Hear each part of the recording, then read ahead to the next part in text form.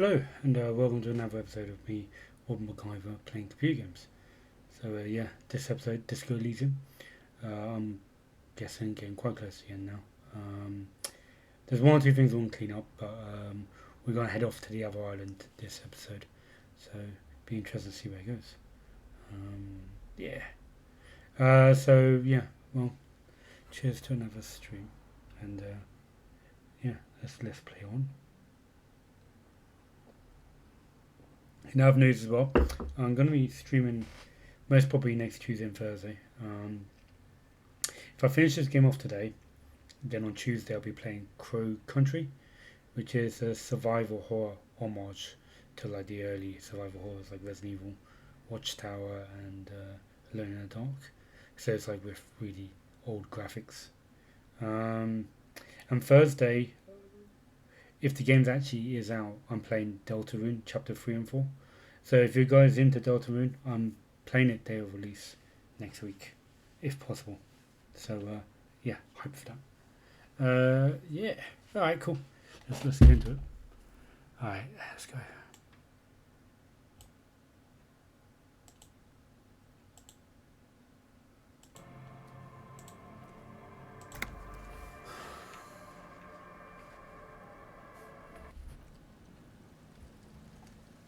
Oh, it's raining. Was it raining last time? I don't think it was raining last time. It's 6 PM in game time. There was something I wanted to do. Before we continued on.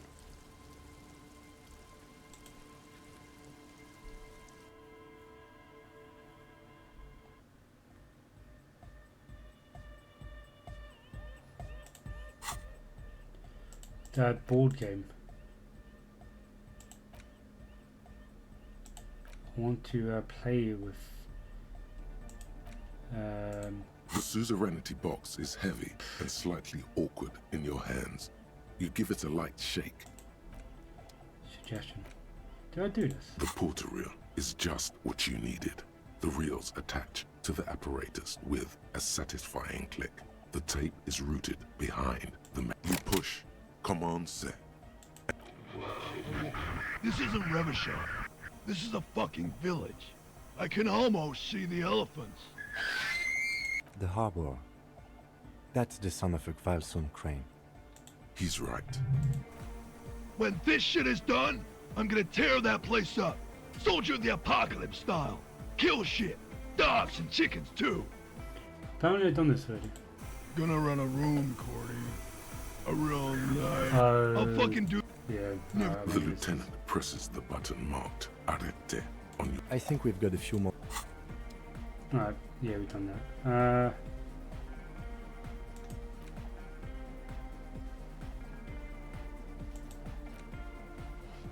Alright, let's leave this for now. Suggestion. I'm gonna offer a suggestion.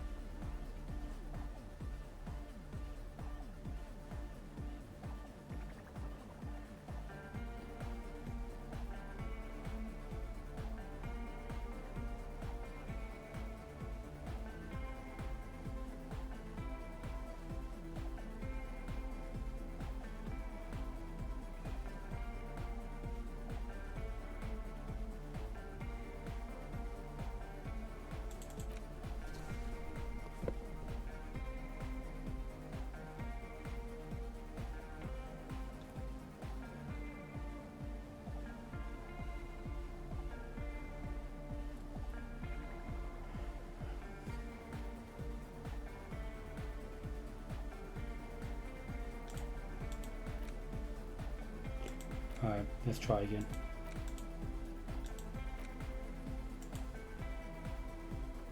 The suzerainty box is heavy and slightly awkward in your hands. What?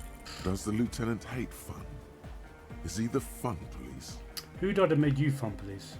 The lieutenant gives you a sour look.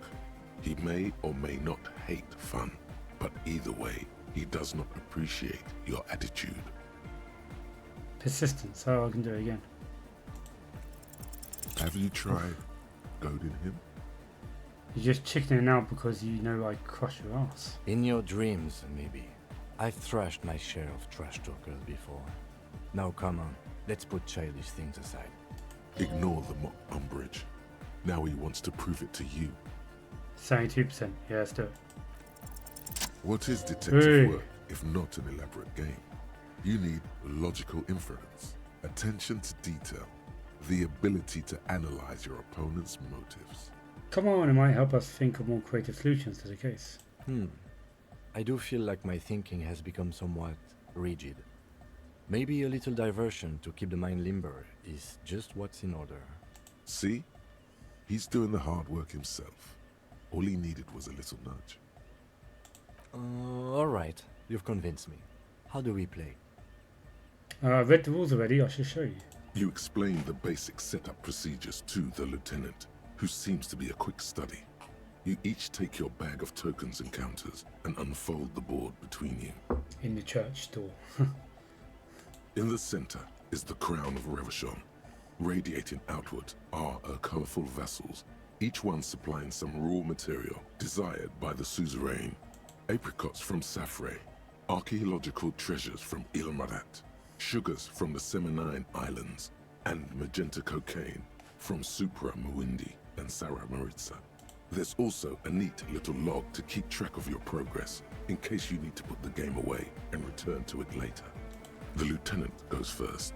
He draws a contract card and moves several of his workers to the Safre territory of the board, and the others to the Seminine Islands. Alright, detective, your turn. You have a few options available to you. Will you try to fulfill contracts right away, or rearrange your workers to maximize production on future turns? Remember what the rulebook said. You will want to choose a strategy early on and stay committed to it.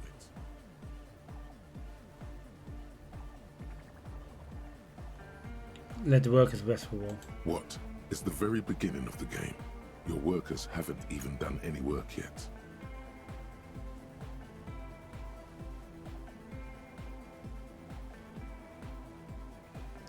Let them rest anyway. There's no concept of rest in suzerainty. Workers have to work.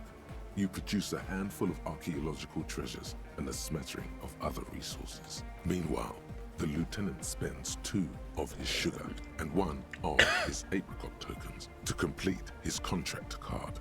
He is rewarded with 4 coins and a round wooden token that he places in the center of the board. That's a market. It's worth 2 victory points. Hey, why didn't I get one of those? Kim, can I do my first turnover? I think I messed up. Glower silently. Yeah, I'll do that. The lieutenant returns your baleful look with a satisfied grin. Come on, is that your game face? You're practically broadcasting your position to the lieutenant with that expression. Glancing over the board, you see several possible strategies. Pressing more workers into service would increase your economic output and help you to survive a possible conflict with the lieutenant. Or you could ignore your labor supply and focus on fulfilling contracts for points and resources. Those aren't your only options. You could Interesting. also show your workers how much you appreciate them by investing some of that wealth in them. After all, they're the ones producing wealth for the suzerain. That's quite a bit meta there. Well, sure, you can do that. It's just not a terribly effective strategy, but then it's up to you. Invest in existing workers, press more workers in the service, focus on fulfilling contracts. Kim, what should I do? I'm bored of this, let's finish Kim there. Press more workers into service. Using your powers of persuasion, you convince more workers to join your cause. After several turns, your worker tokens greatly outnumber the lieutenants. A vast army of expendable labor is at your command. Gaze on your workers like a harsh but proud deity. Take pity on their miserable lives. Gaze on your workers like a harsh but proud deity. Too bad investing in your workers just isn't worth many points. What do you mean? Take a look at the scoring tables in the back. You see in Table 8C that investing in territorial infrastructure multiplies your final victory point total by 1, which is to say not at all. Whereas erecting monuments in Revachol gives you a multiplier of 5. So we're saying values of the ruling class are completely divorced from the well-being of the people who generate their wealth. This board game is about communism. This game's too political for my liking. So you're saying I should treat my workers like disposable labour instead? So you're saying I fucked up. So you're saying the values of the working class are completely divorced. So New York accent there. I'm doing that one anyway. Yes, precisely. Now it's the lieutenant's turn to respond. He moves aggressively onto the Safri territory. Soon, his workers are producing a steady supply of extremely valuable apricots. Now's my time to attack. For several turns, you struggle to respond to the lieutenant's burgeoning apricot empire. Eventually, you relocate the majority of your workers to Supremawindi and Saramoritza, where they begin producing a bumper crop of cocaine tokens. You draw a new contract card. According to the text, there's an aristocrat willing to trade a large supply of cocaine for a number of coins and access to a rare bonus. Amplified music worth 7 victory points. Yep. You know, this isn't unlike the situation the historical Revacholian suzerainty faced in Safri in the middle of the last century. Tell me more. Well, the suzerain was looking for new markets for all the cocaine it was producing, and it settled on Safri. By introducing cocaine into Safri under exclusive contract, the suzerain created an extremely valuable captive market for an extremely addictive product. That's fucked up. That's brilliant. What does it have to do with the game? I'll say that's fucked up.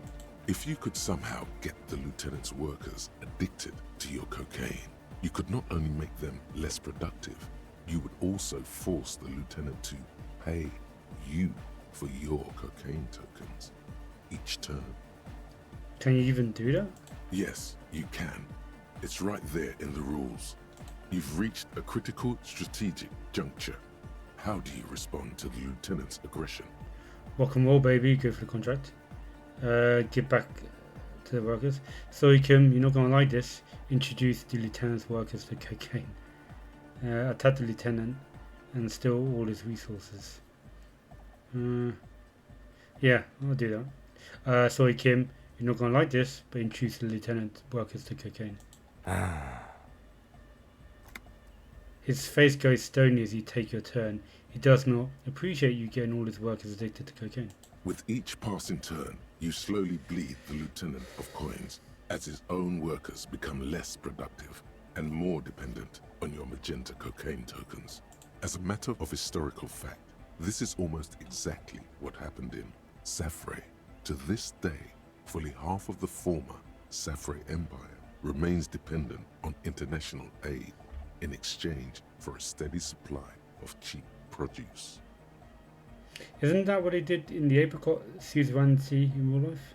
More or less.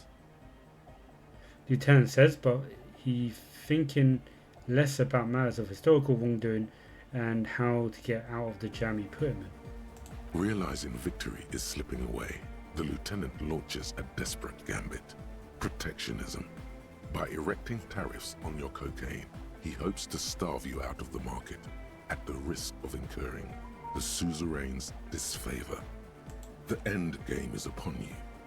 Do you escalate the trade war with the lieutenant in hopes of crushing him with your economic might? Or do you ignore his aggression and focus on building the mighty victory column structure in Revachol herself? Alternatively, you could throw the whole game away by trying to build a public education system for the children of your workers. The choice is yours. Right, well, the public education system's changing my strat. And he said it's best to keep the one strat. For the mighty Revachol, go for the victory column. Launch the trade war. Right, I think it's on Kim and launch a trade war. The lieutenant nods gravely. as you erect tariffs against his apricots and sugar. This is what's happened is going nowadays to get in real ugly. life. With every turn, tariffs are raised until neither you nor the lieutenant are producing any income or generating resources for the suzerain. Even in the best of cases, it's impossible to really win a trade war. Yep, this But sounds this like America is far right now. from the best case, and the lieutenant's apricot-powered economic engine crushes yours. Ah, Soon, your coffers are empty, and the map lies strewn with your worker tokens. I hope you learned your lesson. Lieutenant says with a sharp smile. Yeah, I'd never get involved in a trade war with Insulinde. Yeah, Never fuck with Kim Kisura. alright. Fair enough, Kim. Now, let's tally up the scores, shall we? I don't think we need to do that. Computing the final scores is almost a game unto itself. You each spend an inordinate amount of time making stacks of coins, consulting tables, and struggling with basic addition and multiplication. After double, then triple checking your maths, you have your final score. -5 victory points. You'll be lucky if the suzerain doesn't have your whole family executed for such a pitiful performance. I've got 15 points. He says that with a slight smirk on his face. Don't look too glum, detective. There's always next time. Figuratively, I mean. There's no way we have time to play this game again. Now, let's clean up and get back to work. You hold the open game box before you. Alright, cool. Done here. Before I move on, what's my colour choice? Down. Before I go on main quest, I'm going to do the other board game. Da-da-da. Da-da-da-da-da.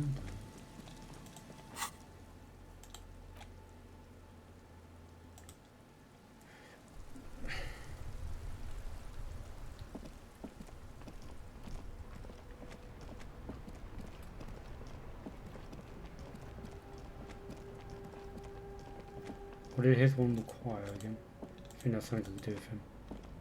The speakers below are banged up and worthless. The sneakers triumph over them. They're the star of the show here. That's all my money. I'll do that.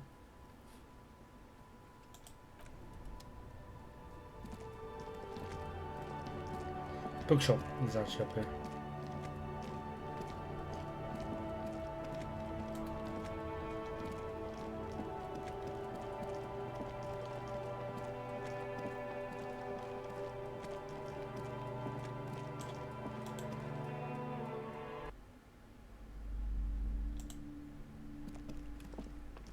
A small mountain of colorful board game boxes. If you say so, but you better stay away from those immoral occult rituals. Alright, let's see what we got. Will?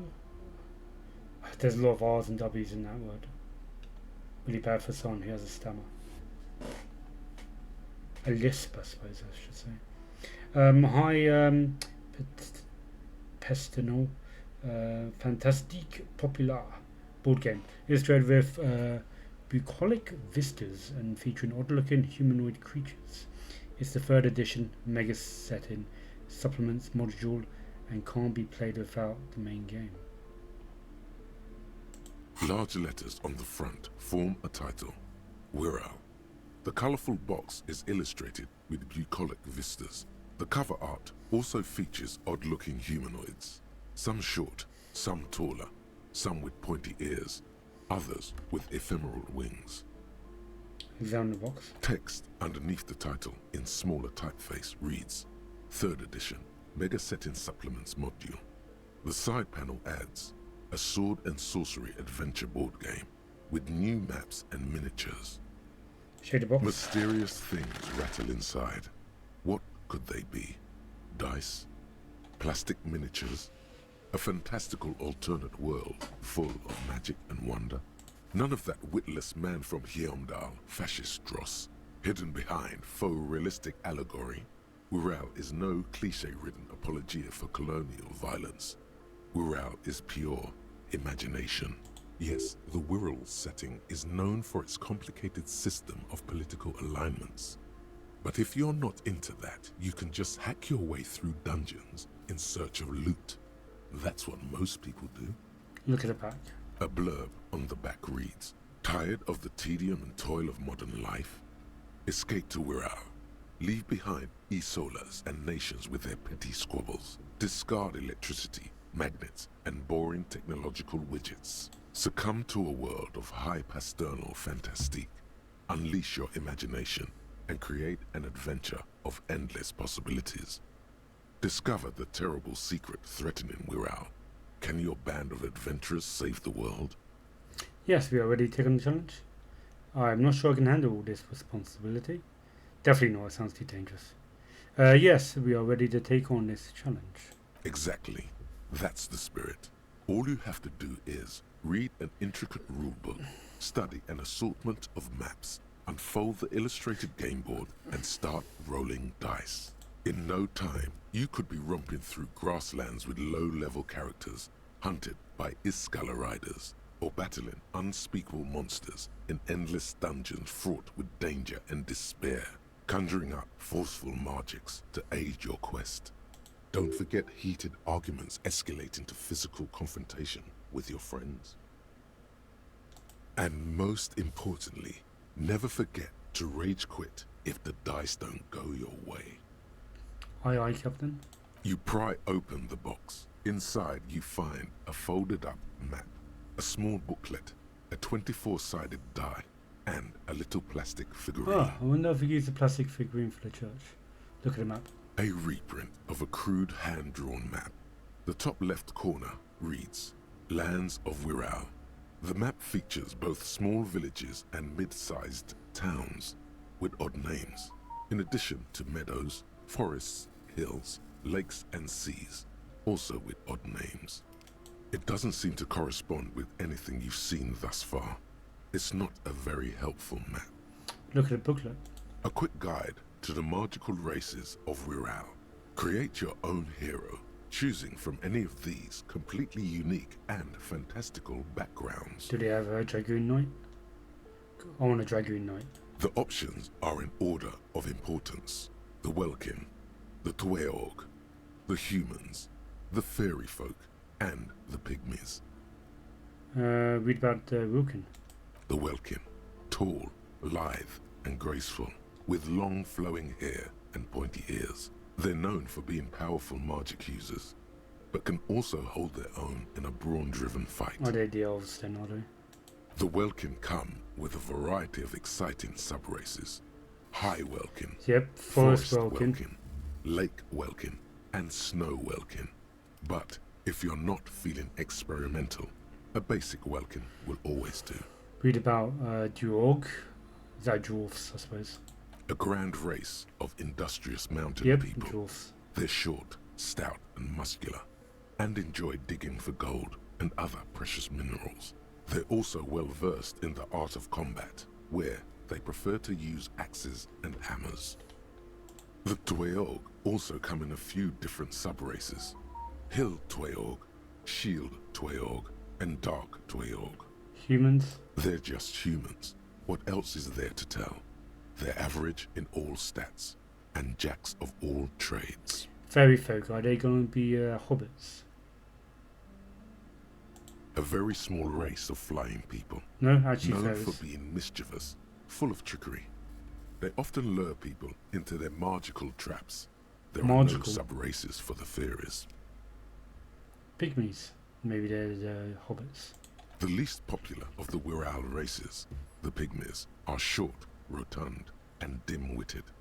Pygmies live in small villages made of shoddy wooden Yep, dwellings. these They are spend hobbits. most of their days tilling the earth and smoking their pipes. There are no sub-races for the pygmies. Look at the die. It's made from some sort of wood and has been decorated with peculiar plant motifs.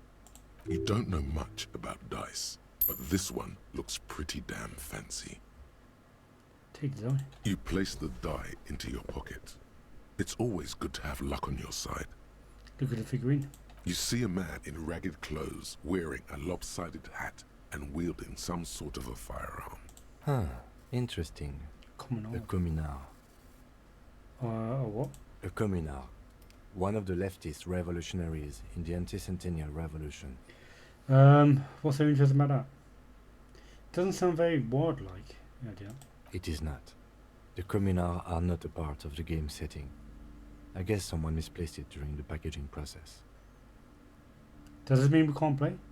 Maybe someone should make a role-playing game about set during the revolution. Yeah. Good luck finding people who'd want to play as communards. Take the figure. You pick the figurine up by the base to meet your gaze. The little plastic man stares back at you, his face contorted into a disturbing shout. Then you pocket it. A colorful box with the title, Wirral, in bold letters. It's a board game. You pry open the box. Inside, a colorful box. This basic train four-sided role-playing die can be used to get results for several dice. It's made of East Sermon snakewood and embellishes with plant motifs, so it reminds you of Plain and Hill Wilkins. Note, look at the map tab in the journal to see what white checks have opened.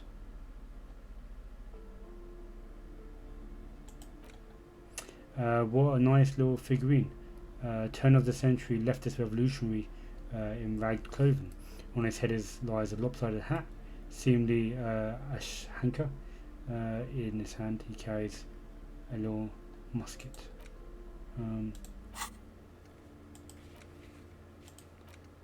Pick dice up from the dice maker. Has it been 8 hours?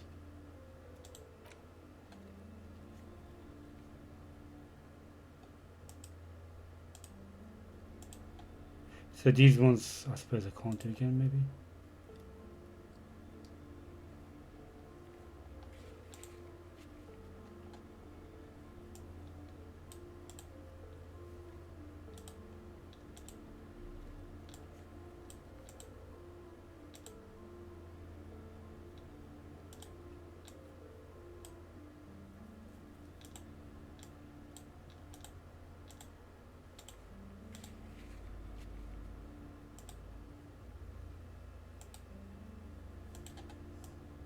Yeah, I think I'm too late for that one as well.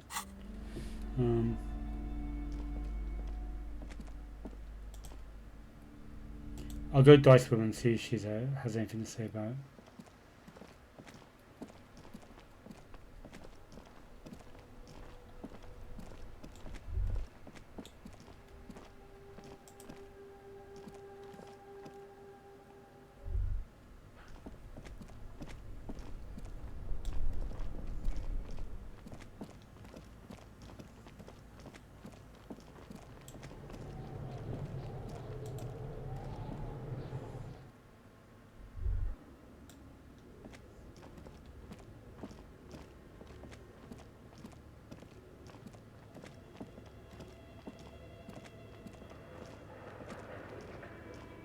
I didn't realise you can actually just hold down the left click button and it'll walk down that route. I was watching Woolly Versus earlier play this game, and that's what he was doing. Oh, it's you again. Are you looking for a die?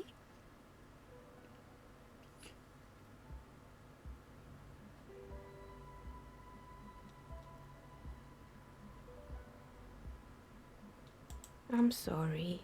I'm a bit overloaded just now, so I can only produce one die per customer. Nope, nothing going on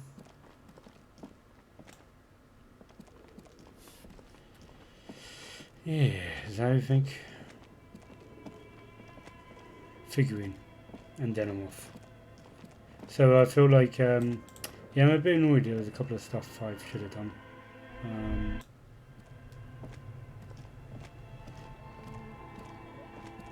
The 2 side missions I did before, like the end of last session and just now, to pick up items. There's side quests I unlocked. A thick layer of cold dust. But like, I think I'm too late in the game now to actually do any of those side quests. That's the impression I'm getting, at least, anyway.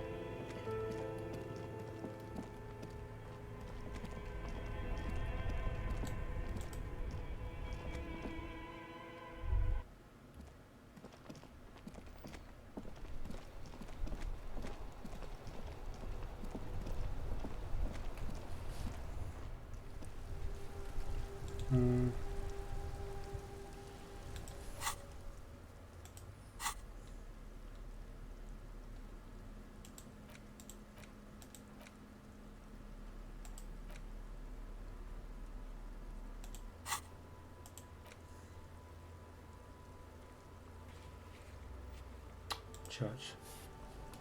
I want to see if I could put a figurine down.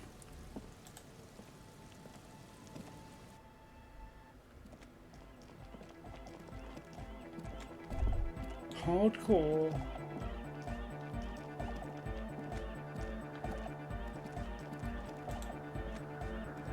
The mother of humanism stands above you.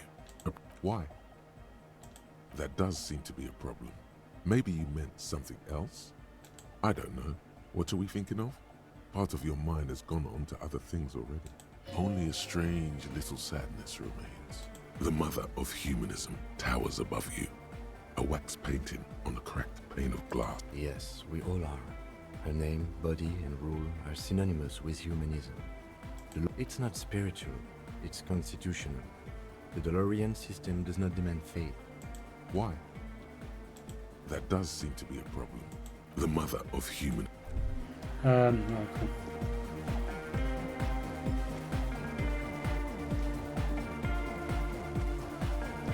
That's it. On to the main quest.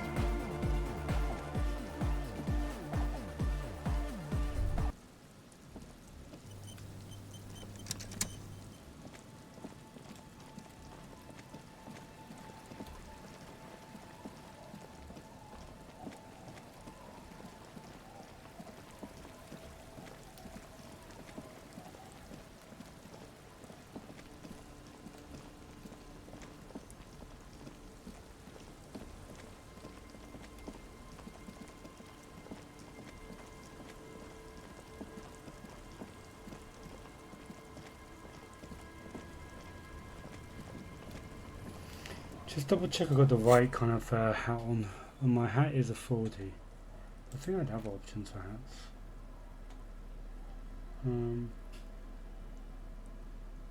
Encyclopedia. No. I think I'm good.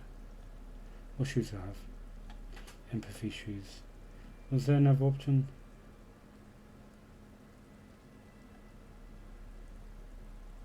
No. Right, let's do it. Main route. The skiff floats on the calm mirror. Once you get in, that's it.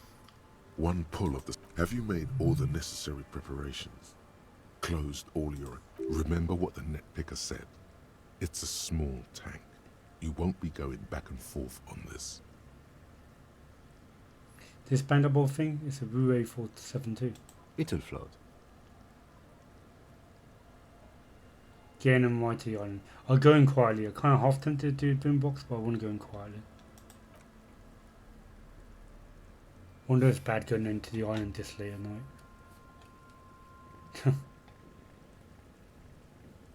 So much for subtlety. Should have my gun in my hand. Want to be free. Want to be free. It will last forever.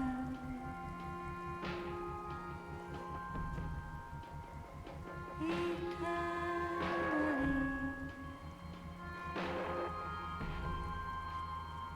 Want to be free.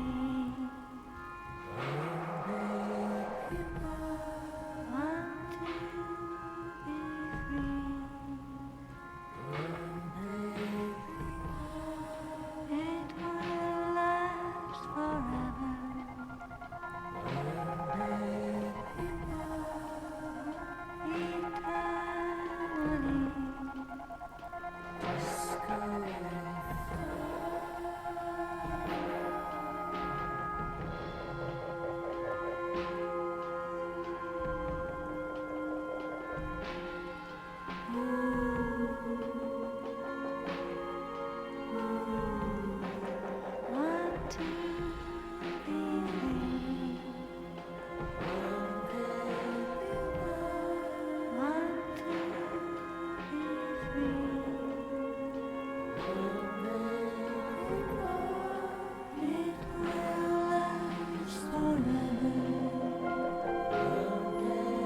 shoot.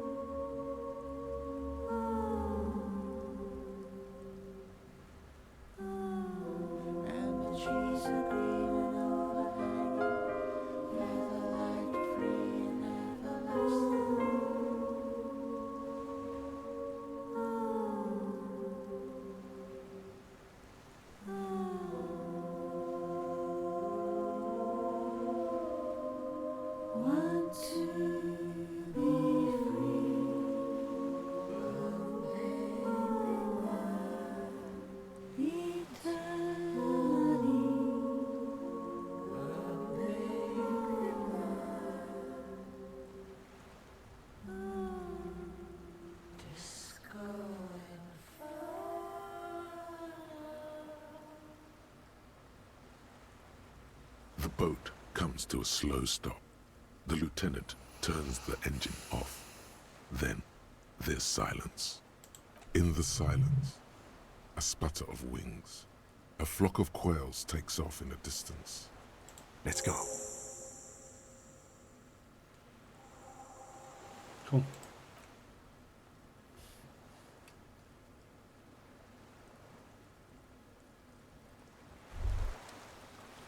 Alright. It'd be good to keep that on. But I want my trash bag on. Let's put my trash bag on. For now. Makeshift bridge. The bombs were powerful enough to break the foundations.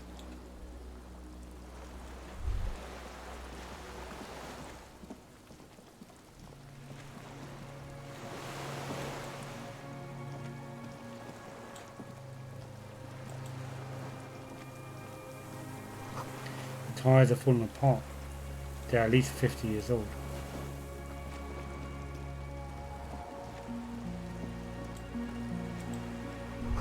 The rusted chain trails off into the ocean. The chain trails off into the ocean, connecting the island to the supply depot on the coast. Point to it. This leads to the depot in Land's End. Ah, yes, so it seems. What do you think is useful? For bringing munitions to the island, maybe? And supplies? You could also lock the bay when you raise the chain. As a defensive measure, lock it off that side of the bay. Lock it to whom? From enemies. Enemies of the commune of Revachol. This sea fort was a revolutionary fortification, I believe.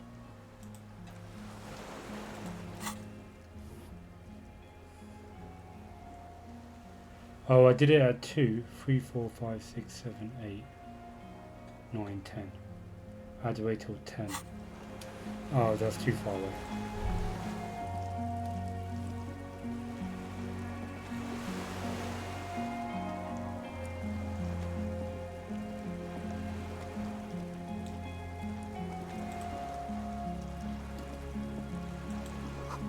There's a lingering trace of mansant in the air. Attention, inflammable. Some fuel has leaked out of the barrel. Black, viscous. Where's it can shoot at? I think I've only have one bullet left there.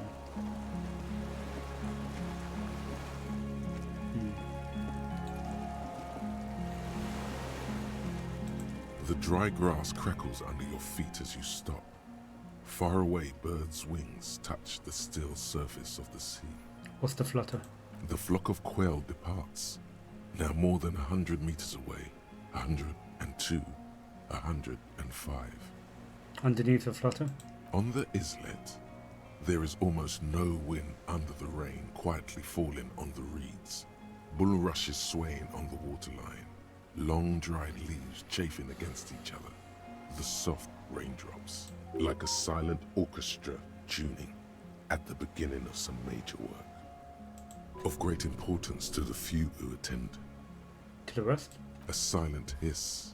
Sea air moving through the needles of a pine tree. East? The faraway roar of the city, distant like today's dream. Before it, the sound of sand. The low tide filtered through its grains, a bird tending to its feathers. Raindrops fall on water, strangely quiet, forming circles in the distance. Ahead. A low hum. The air slowly moves through a concrete box, through its ancient slits and cracks, resonating, hollow. A big building. Beyond that, further north. Air flows out of a pillbox window. There is very little there. The air cossets flowers on a meadow. Absolute silence. Reeds motionless. Bulrushes motionless. A drop of rain falls on a black log of an extinguished campfire. Below the silence. Col de Mamadakwa. Huh.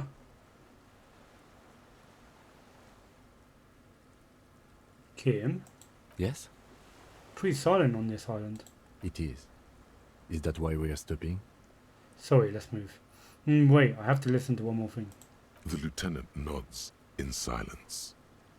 Beyond the silence. Col de Mamadakwa. Below the silence. Open your eyes to listen.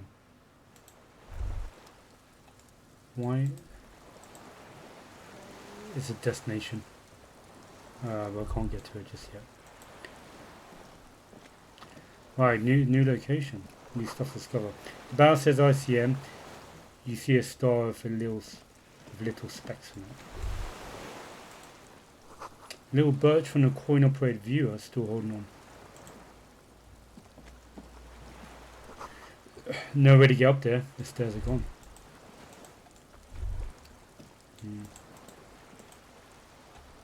Alright. Oh, what's this? ICM? This feels familiar somehow. Kim, what is the ICM? RCM, it sounds like RCM, Revolutionary Citizens Militia. A white star? Pointer star on the label. Are those spec stars too? Looks old. What is this still doing here? Kim, what's the ICM? Insulindian Citizens Militia. It's the official name of the Communards Army, the black and white army of the Revolution. Sounds an awful lot like. RCM, it sounds like RCM. It does. Why? The RCM may descend from the ICM. May? It's impossible to say. It was chaos after the war. The name was good for getting people to join us. Revachol West was mostly workers and criminals.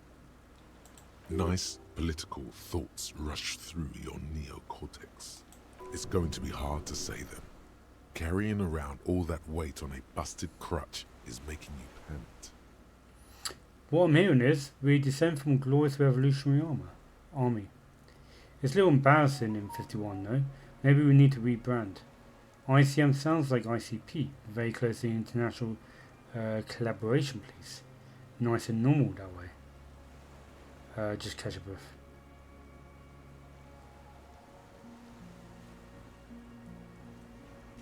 It's a little embarrassing in 51 though. Maybe we should rebrand. No one remembers the ICM. The connotation is less important each year. White star, pointer star on label. No, an upside-down star. With its horns in the sky, the symbol of the commune. Are they spec stars too? No, that's the uninhabited archipelago. A DeLorean-era symbol of Insulinda, known as the face in the sea. Looks old. What's it still doing there? After 44 years? That's not nearly enough to hide what happened here, Lieutenant Gefreiter. One of these barrels was still leaking fuel, as you saw. The city is full of things like this. Old bullets, guns, fuel.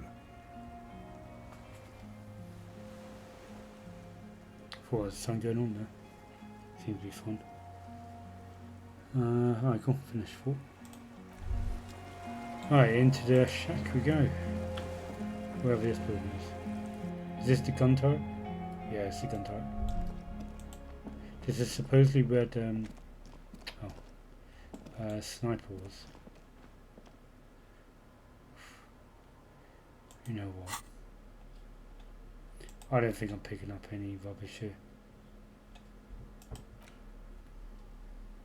Oh, it's just a cat.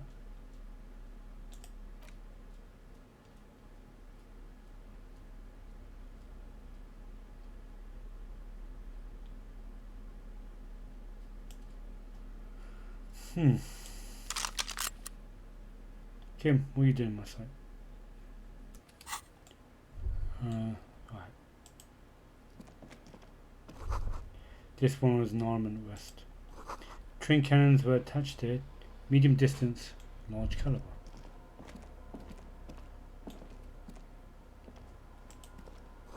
Careful, these stairs have collapsed.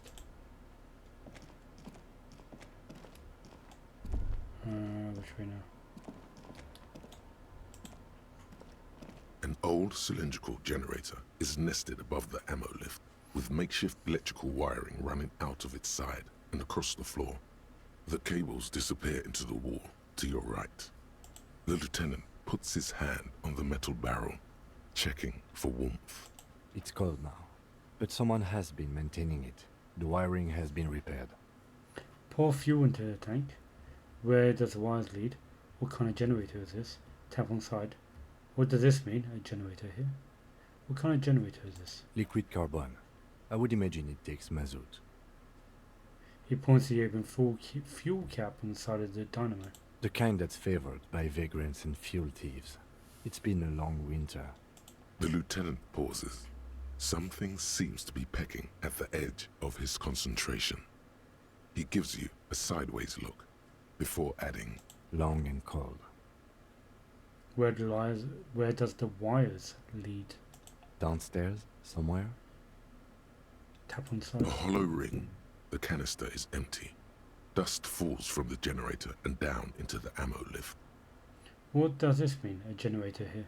I don't know. I'm not a philosopher. That is his idea of a joke. I am. The generator proves the universe is material. Kick it. Oof. Did I lose health? A small agony. Minuscule bones may have fractured, but it proves the point. Ouch. Grab your wounded toe. He nods approvingly. He even smiles. And then why is it here? Someone with basic electrical skills has restored it in order to keep the room warm. Maybe it's the fire guy. The wind outside picks up suddenly, with a faint howl. Inside, it's warm. Pour fuel into the tank. The lieutenant assists you, holding the canister up to the fuel tank as you tilt. Dark brown, viscous fluid pours out, and the room fills with a chemical smell. There's a red starter switch on the side of the cylinder and a start rope on the other side. The lieutenant flicks the switch. Pull the rope. The recoil start wakes the old generator up. The machine sputters like an old warhorse before settling down to a rattle. That should do it. Secret task complete. It wasn't really that secret. Bent metal, broken glass. I was expecting to kick Your it out. path lies strewn with the broken forms of everyday I was just going objects. to tap it. You are the destroyer, the bane of inanimate matter. Gaze upon me, stuff and despair. No, I'm just a disempowered individual trying to take my disempowerment out on everyday objects. Yeah, I rip shit apart. Gaze upon me, stuff and despair. Kudos. Anti-object task force. I've filled up my slots, so I have no room for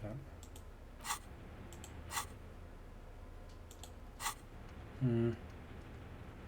And there's a whole bunch I didn't do. But I didn't have any room for them, that's why I didn't do them. The anti-task force, the anti-object task force. Take a look at your hand, see how bruised you are. See those little scars.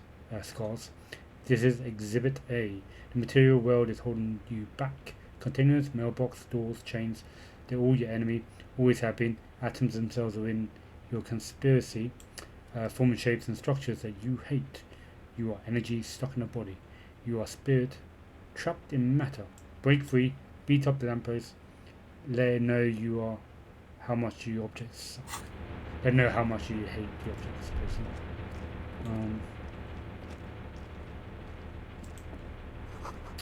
Books mostly fantastique and historical fiction. Dishes stained with sauce and fire. A survivor's kitchen.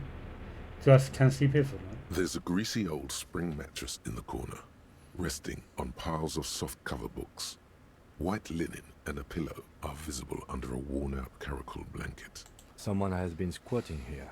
The linen is fresh, recently washed. How recent? You force the rest of the sentence out through pain, thick as molasses, no longer able to hear yourself speak. You know, officer, you can rest here if you are feeling tired. I will keep watch. You could use some rest for what's ahead. Maybe some Shire, just for now. You face the concrete wall. There's less light there, in the dark corner. Like a dog, you lie there. Curl up with your knees close to your chest. The blanket feels cold. The entire room does. Concrete and cold. Minutes pass. Half an hour maybe. The sounds of the sea beyond grow distant. Your eyelids close until you feel yourself standing up in the darkness, right next to the mattress. Slowly, the world begins to hatch from the blackness. It's evening. It was already evening. I went to bed and it was night. Sleep.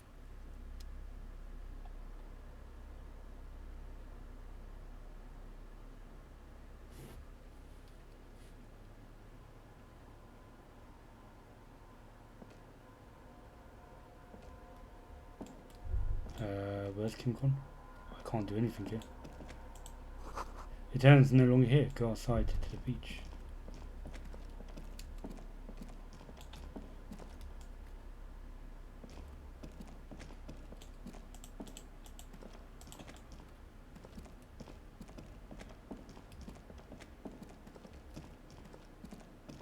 I should have looked around the room first. The door's still here, closed. Feels strange somehow. You can't get in. How do I get to the beach then?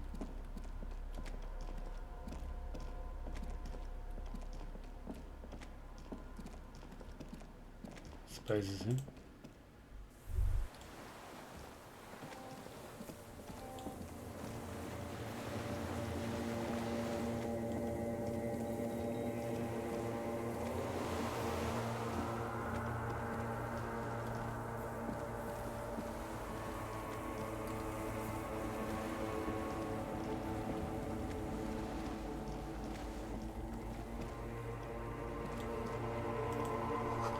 Go down to the chain, there's something there.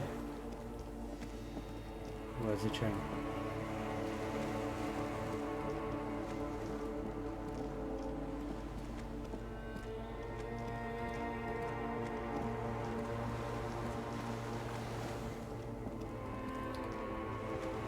Down here? Is it literally south?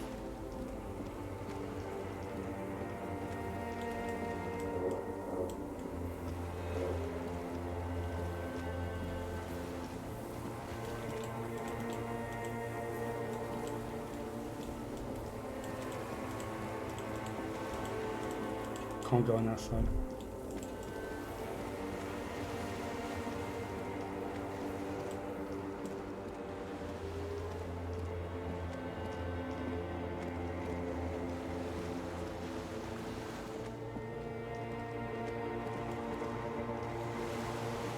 Where's the chain? Walk into the water now.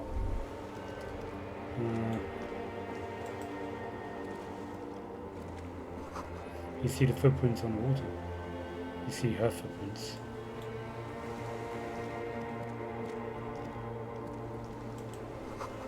Further.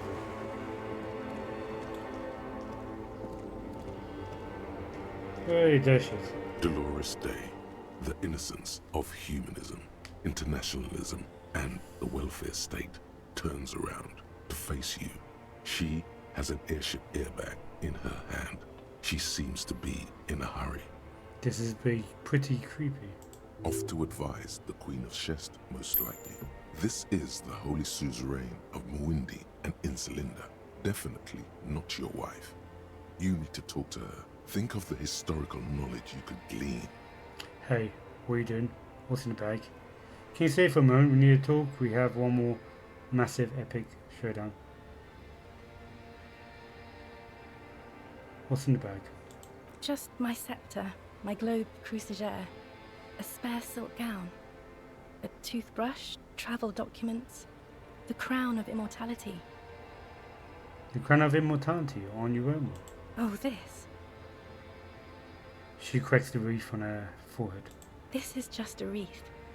The crown of immortality is made of rarefied light, mana and raw palladium. It was passed on to me by the rulers of late antiquity. She looks at the suitcase, not knowing what more to say. Then, over her shoulder. Anyway, Where are you going? I'm going to Morova. To live there, in Grad. It's 1 million kilometers away, Harry.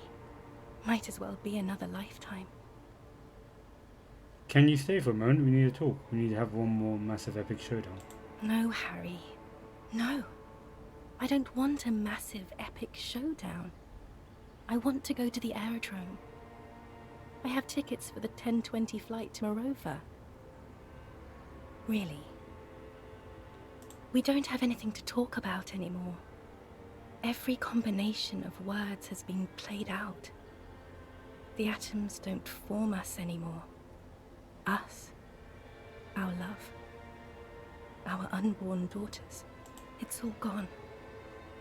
I have to go to the aerodrome. I have to leave Ravachol and you. And you have to be alone. In hell. Forever. That's just the way it is.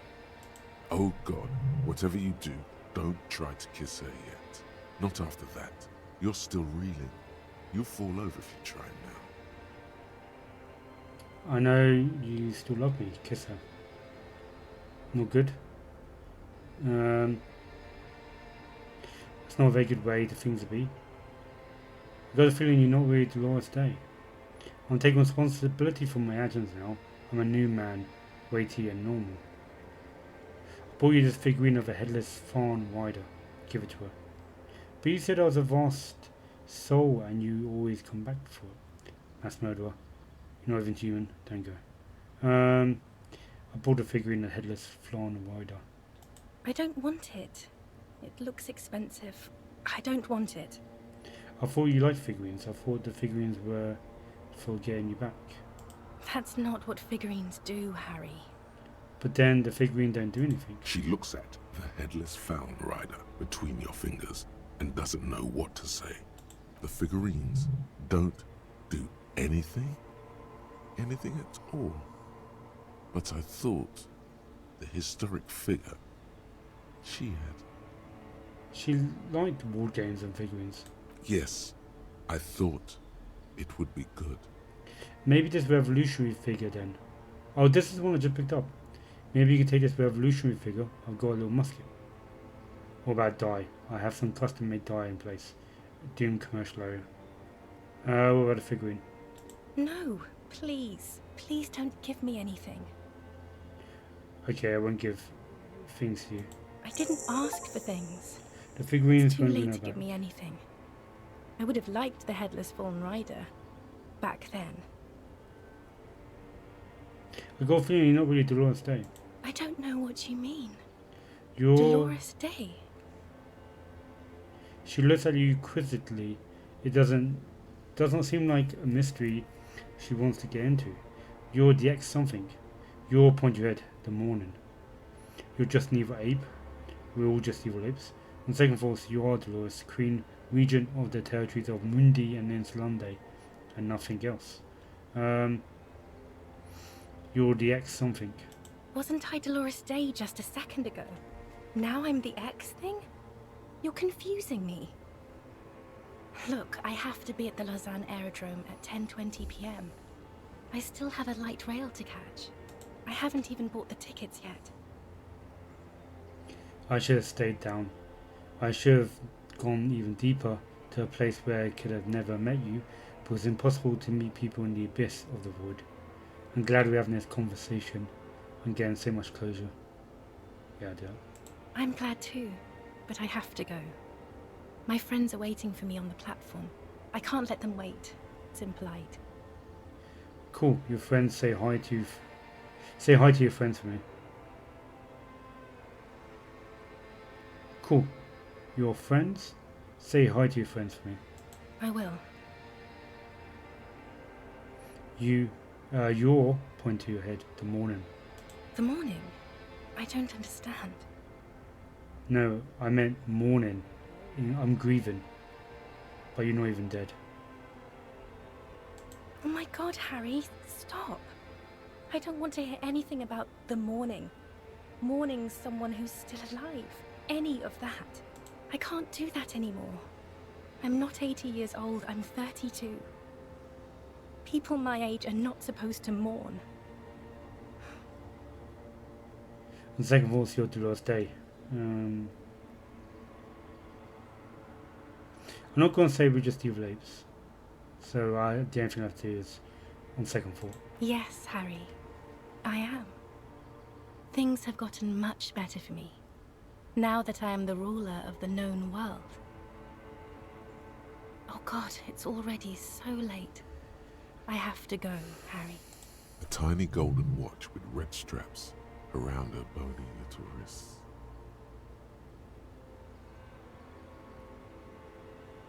But that's not a very good way for things to be. It's not, but She looks at her feet. Little golden sandals cover her toes. But what? Tell me. Is there something good? I don't know why I said but. There is no but. That's it? That's it, yes. We've talked about it a million times. You will get over it, just like I did. People do. Things will get good for you again. Where in hell? Stop. You're only making it worse for him. You never help with anything.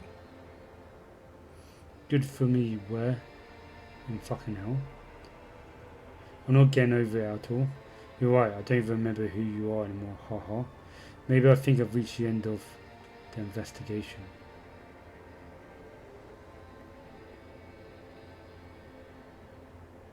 Yeah, maybe I think I've reached the end of my investigation. See? It just takes some time. For you, I think it'll take something like 20 years, maybe. It was hard for me too. I used to think I couldn't live without you. She looks you straight in the eye. Her eyes is a light blue, flecked with green. But I can. She keeps her shoulders squared and her back straight. But it's clear you're still making her sad. So you felt that way once, that you cannot live without me. Your innocence, Dolores Day, I'm sorry I made you sad. Proceed. It doesn't have to be like that, maybe we can try again. Okay then, super okay. I still have other things I need to know. So you felt that way once, and you cannot live without me? Yes. But that time is gone now. So very gone. 20 years? That's so much time. Yes. It only took me 1 year, maybe 2. Phew. Your innocence, Dolores Day, I'm sorry I made you sad. It's okay. Withdraw, I'm not going to finish this yet. What other things? We've been through all the things, Harry. I'm taking responsibility for my actions. Wait, is that the others? But you said I had a vast soul and you always come back to it. Yeah. We both said a lot of things. We were very young. It was her. I can feel it. I can see it in her tender, long fingers, in her wrists. Her hand wrote it, said those things. Actually, you didn't say you wrote it in a letter, a handwritten letter. I kept it in my paperwork. As Queen Regnant, I write a lot of letters. She brushes a strand of white hair out her eye. You need to recite it to her, for effect. All of it. No Rhetoric summary. seems to be against me. Yeah, put a stake through your heart. She'll get hurt too. Collateral damage. She won't get hurt. She'll bend out of the way. I have it right here. Let me refresh your memory. Let's take a pause barely. Trip down memory lane. Start reciting. You know what I mean. You left me a letter saying you'll always come back to me. That you can't believe how happy you've been. Summarize it. Well, I don't want to summarize, so I suppose I'll recite it. Please, Harry. I just don't have time for this. Take a layer. Every morning when I step out and you're asleep behind me, I find a little piece of sadness in me. I carry my chest down Voyage Road. You know what I mean? You left me a letter saying you always come back to me, and then you can't believe how happy you are with me. That you can't believe how happy you are with me. I don't know. Don't want to guilt trip her. Fuck it. I'll go in and read the letter. Every step I take, it grows, until by the time I reach the fuel station, it has filled me completely. I step on the light rail and look back. Something, bow collector. I know it would be like this, until I walk back to you. You. Every step I take will get lighter. It almost makes me run. Something I do. I can't believe I met you. I can't believe the happiness I feel with you. You have a vast, vast soul, and I'll always, always, always come back to it. Okay, stop. Yes. Are you happy now? No, not happy. There's more kisses. Being a police detective, I performed handwritten analysis on this, so I know it was you. No, I'm not happy. Then why are you doing this? Being a police detective, I performed handwritten analysis this, so I know it was you. Very well. I wrote it. It was morning. You slept. There was hoarfrost on the ground when I left, on Voyager Road. It was autumn. The first autumn. But Harry, please understand, it was 1,000,000 years ago. No, it was 100 million years ago. I was someone else then, filled to the brim with love for you, hanging on your every word. Oh, Harry, you were the coolest. But I am no longer that person. This has taken her place. It will devour you. Harry, I will eat your mind. The light of the video rental shines through her dress now. A DeLorean figure, cut in black, moves below. It's still her. Her legs, her breasts, her hips. I was cool. The coolest. With your leather jacket and your boot-cut pants, smoking in the bus stop. I wanted you to be the rest of my life that day. And you were. Some of it, at least. You were my first. My first kiss. My first time to have sex. The first and worst time I fell in love. I will always have that with me. It's a fact. But that is all it is. It's like a ticket stub, Harry. It doesn't do anything anymore. Can you turn back to the person you were? I can see her in you, under the gown and wreath. And my crown of immortality? No. You scared her out of me. With your crying, the awful time we wound up having. And the cheap rental flats you could afford. Can't you see? I can never think you're cool again. I can only think that way about new people. You're a better man now. More level-headed.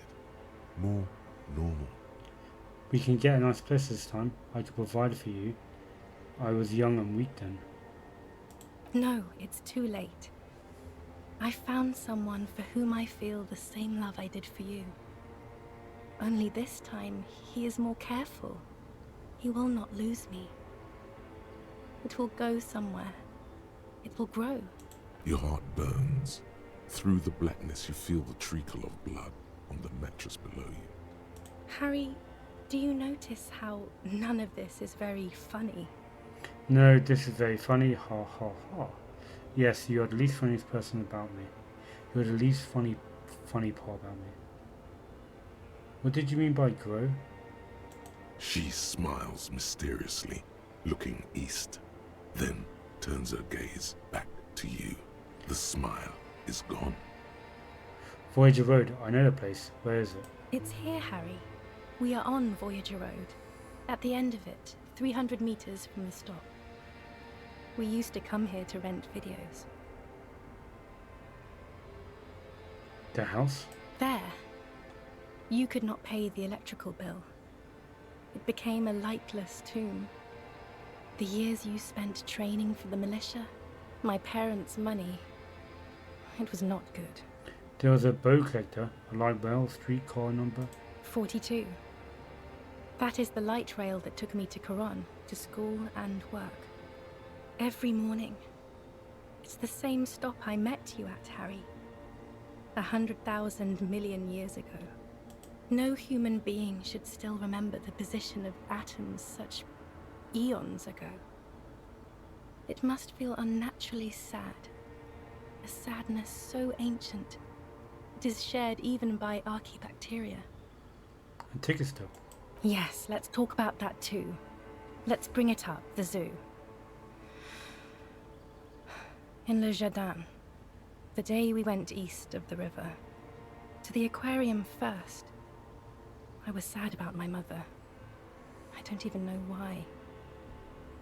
The shimmer of the fish tank on my face, the octopuses. It was just a day then, but to think, were we there now, you could touch my hair, kiss me, talk to me about anything, go virtually anywhere in the world. Not like now. Now our interactions are limited to pain and regret. What now? What happens now? What's the next thing we talk about? Is there really anything left? If Oh, no. not, we can always repeat one of the things we have already talked about. Talk about it again. If you do not feel like doing that, you should let me go to the aerodrome. Don't let her. Don't let her go there. You should redo the topics. Go over everything. The things you didn't say before, too. Make it go on and on. I've taken responsibility for my actions now. I'm a new man. Weighty and normal. She doesn't know what to say. I'm so fucking normal right now. Yes, okay. I'm glad.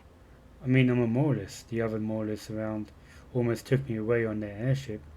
I'm not a broken insane man who can't live without you. I know I made mistakes, and I've taken full responsibility for all of them. So you can't live with me again. So you can live with me again, and if you want to, I'm better now. Yeah, I'll do it. It doesn't sound like you're better at all, Harry. It doesn't even sound like you're a moralist.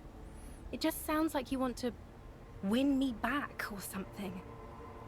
I don't want you to try that anymore, okay? It's too sad. I need to go. Total annihilation.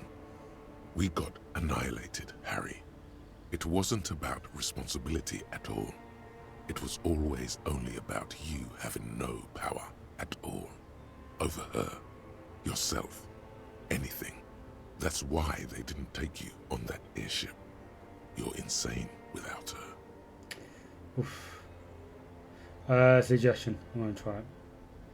I don't want to do the last three. Let's try it. Fuck it. Oof. Didn't work.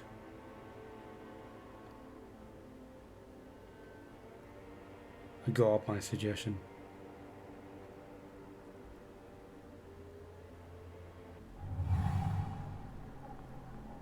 Your feet still tremble from the steps you took, as if over an enormous distance, standing against her. Her body close to you, radiating warm. With your eyes closed, you move your lips on her mouth. She is not kissing you back. It failed. I could feel her breath. Her cheek against mine. Cold silver against my forehead. Squeeze her wrist. Move your mouth.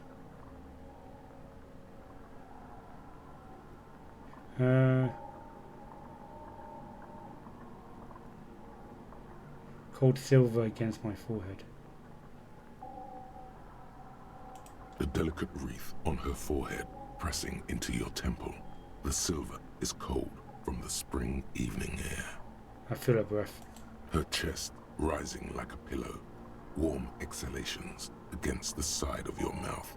Her tender soul moving through her lungs. Her cheek against mine. Feels like soft fuzz, a bird covered in down feathers, brushing against your broken capillaries. The world's most precious material, reserved for those she lets close enough to feel it. You are stealing a touch. It's not yours to take. I'll back off. You're not kissing me back? The moment is ending. She is going to move her face away from yours.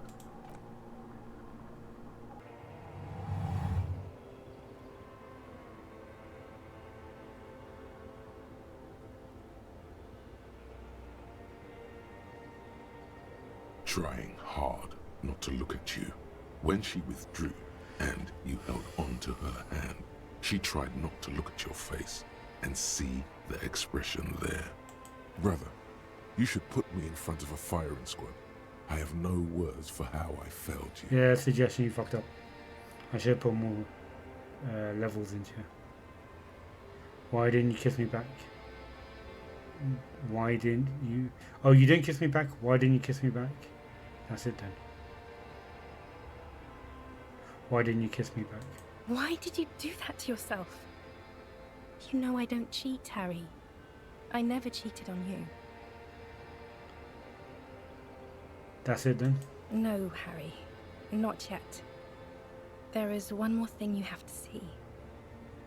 She slides her hands down her chest and onto her lower stomach and smiles. I'm pregnant. Is it mine? Of course not. She looks down at her belly and then up into the old eyes. I terminated yours.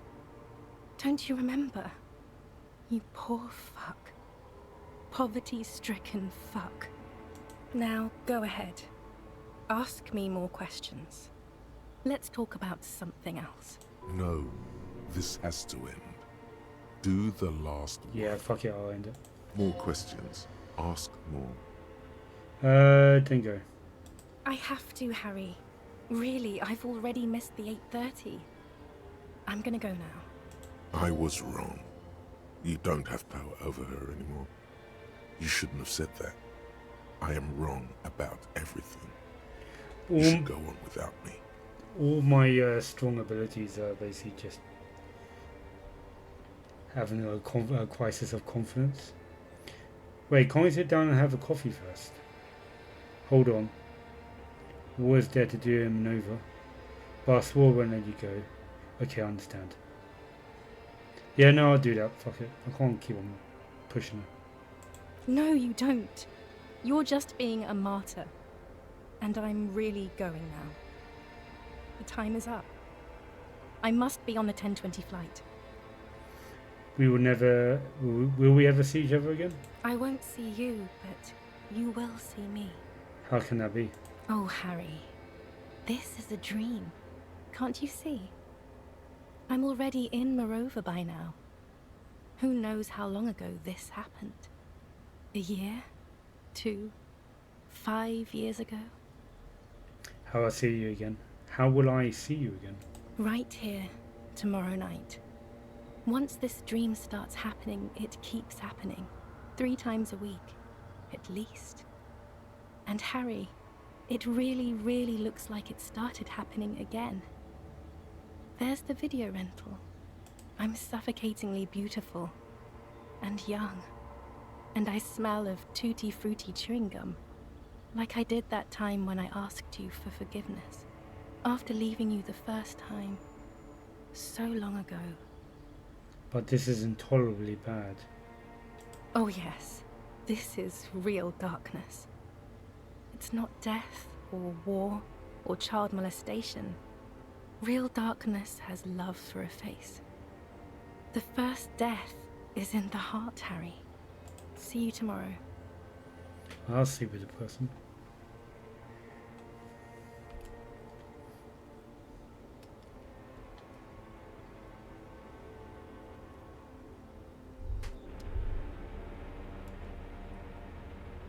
Is it next morning now?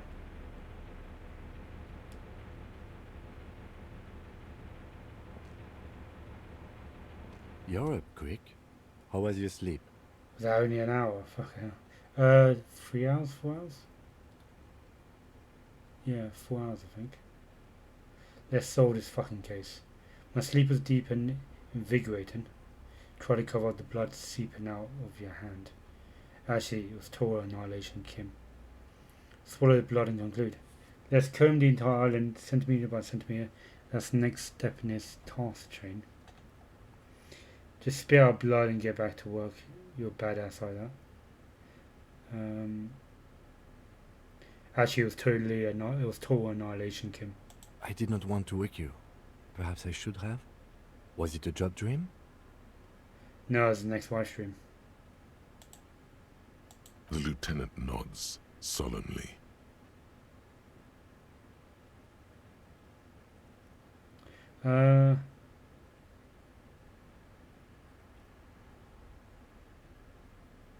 Let's solve this fucking case. Yeah. Are you sure you're okay? You thrashed around and you bolted up, half covered in blood from your wound. Swallow the blood and conclude. Let's comb the island centimetre by centimetre. Okay.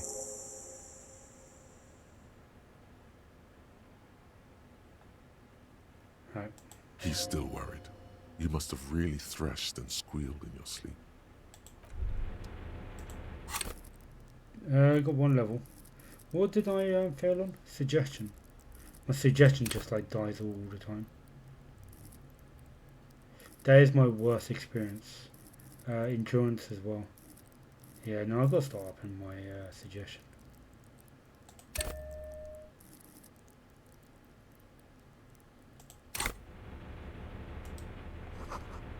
The candles planted a broken rangefinder. You see candles planted. Mop bit and bedsheet keeps the wind out.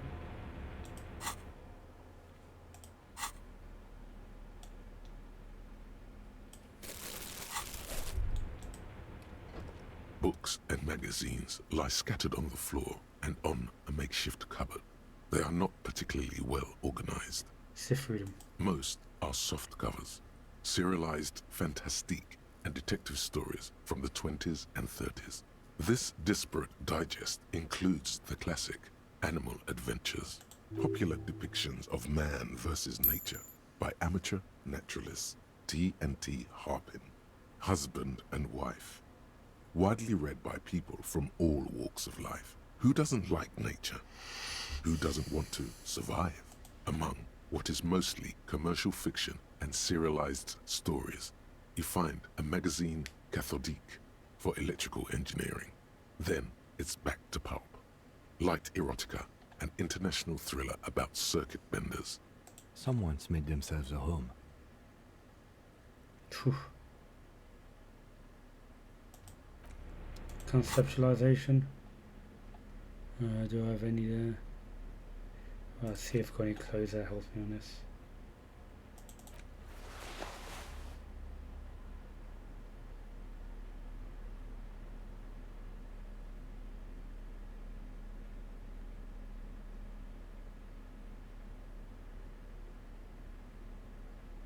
That also gives me one.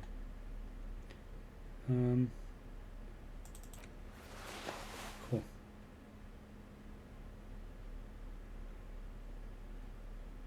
Got +2 on it now.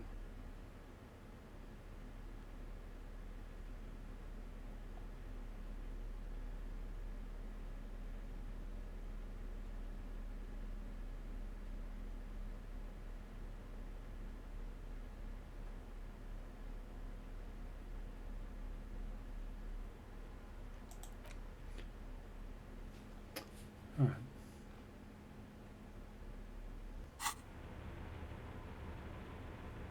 Soft covers, serialized fantastique and detective stories. Oh yes, under the bed, there is a rather extensive collection of critical theory. That is, dour, life non-affirming left-wing literature, published by small imprints such as Abattoir Firm and Ouzia. It's not exactly like reading. Look him, powerful communist theory. Rigorous and truthful. Look him, deranged commie ranting. Look him, downbeat dribble for people who can't get shit done. Look him, a book, left wing, I have no comment. Do you? Yeah. Ooh, Sia. Humanitarian sciences stands out. Not a lot of critical theory around in Ravachol West anymore. Your incendiary remark has failed to provoke him. Wasn't there some in the communist students' room? The student apartment building seemed to have some as well. Well, yes. That one student did. The little books seem inconsequential next to the big pile of frivolous entertainment covering them. Critical theory books. What do you think about this? Again, I am not a philosopher, but whoever has lived here, they have some education and a certain set of interests. Interesting. Soft covers. And did they both count as one, did they? Soft covers. All of them count as one. Alright, so this is... Ooh. Empathy. What do I have? What's my necktie?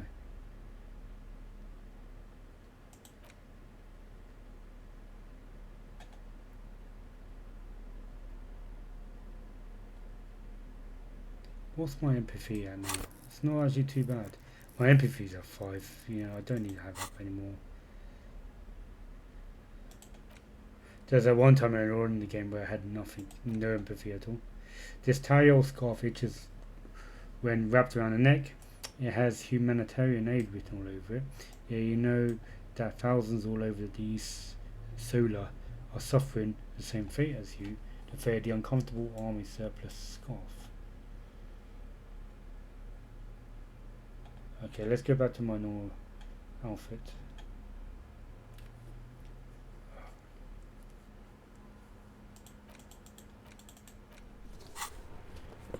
I think my shirt was different as well.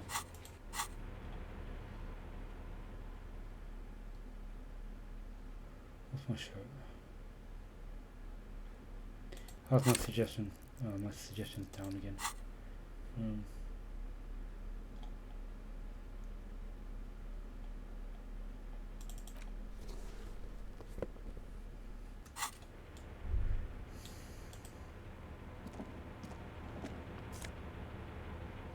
Hand-eye coordination. Have a good flair.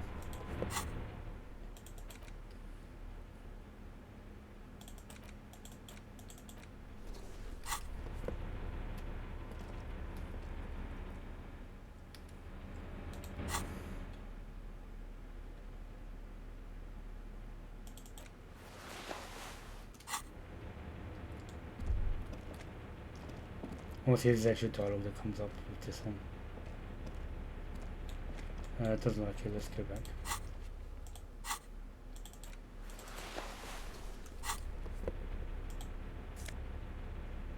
Wow, good. Could always get up that. More morale. I feel like I've got a nice stock of that. The Great Blast Door must weigh 10 tons.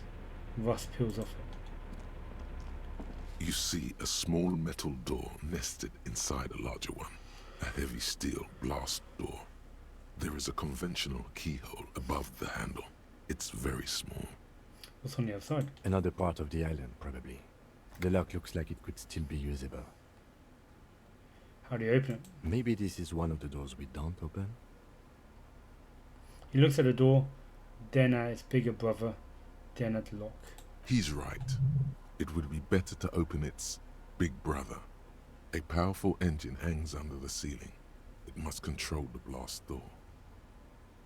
You're right, you open the big one. Did you see the controls anywhere? I find us not open it highly unlikely. Sure, you're right, we won't have to open it. Alright, you're right, we open the big one. I think there's a console just southeast. Let's look around. Getting the blast door open seems like the best plan. Cool. Oh, that's back out. Alright.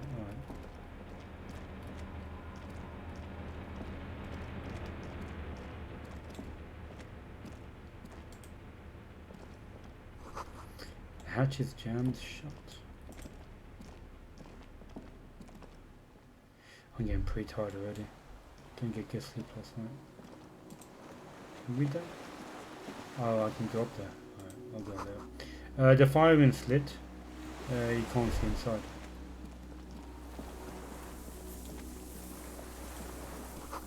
It must have been a direct hit to take out such a huge chunk.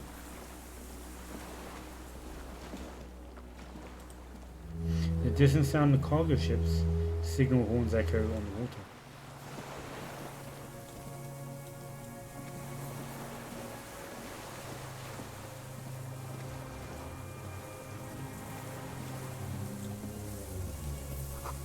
Debris sway strangely. No, it's nothing.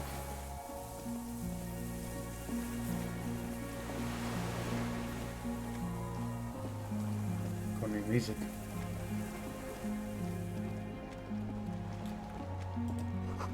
Your ice cracks under your feet. Be careful not to fall through. I don't think I'm gonna fall through.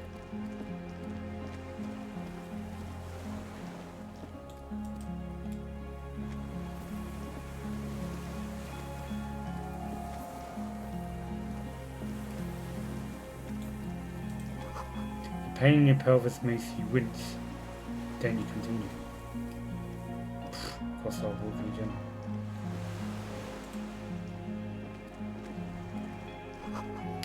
In the inside of the fortress, you make out a console and a glass door.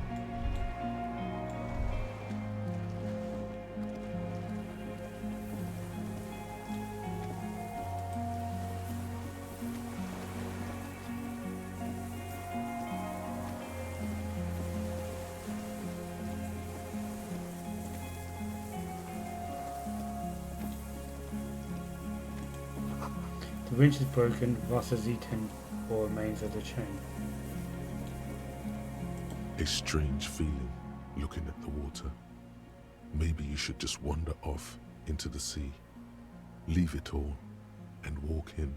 Why? Perhaps there's someone there, under the water, waiting for you, where it has always been, smelling of tutti frutti and betrayal. Maybe you know it's going to hurt. But it's cold. Yes, cold and still. But love is warm, like the inside of her mouth. No, no, no. Yes, yes, yes, yes. No, no, we're not starting with that. Not now, not this time. This thought is over. Raise your sight. In the still mirror of the bay, you see Martinez, reflected. Tall edifices of ruins reach into the water, like shimmering towers. And the shacks too. Pine trees and motor lorries, upside down. Islets and posts, like stepping stones, lead into the water in front of you. Go. Step in. It's been too long. Shake your head. And it's getting more depressing as it goes on. Who would have thought?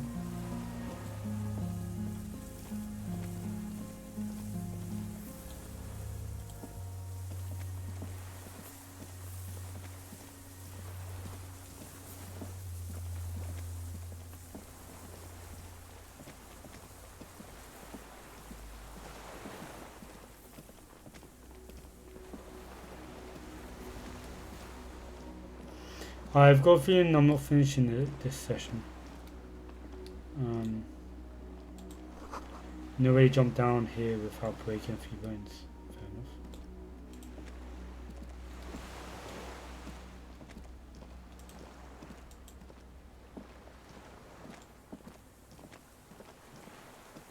What do we have here? Gasoline. Another ped. The old medicine cabinet, newly stocked with duralumin. The weathered artillery map showing coordinates of the Bay of Ravishore. Can I still open it? Ooh. Yes. +9.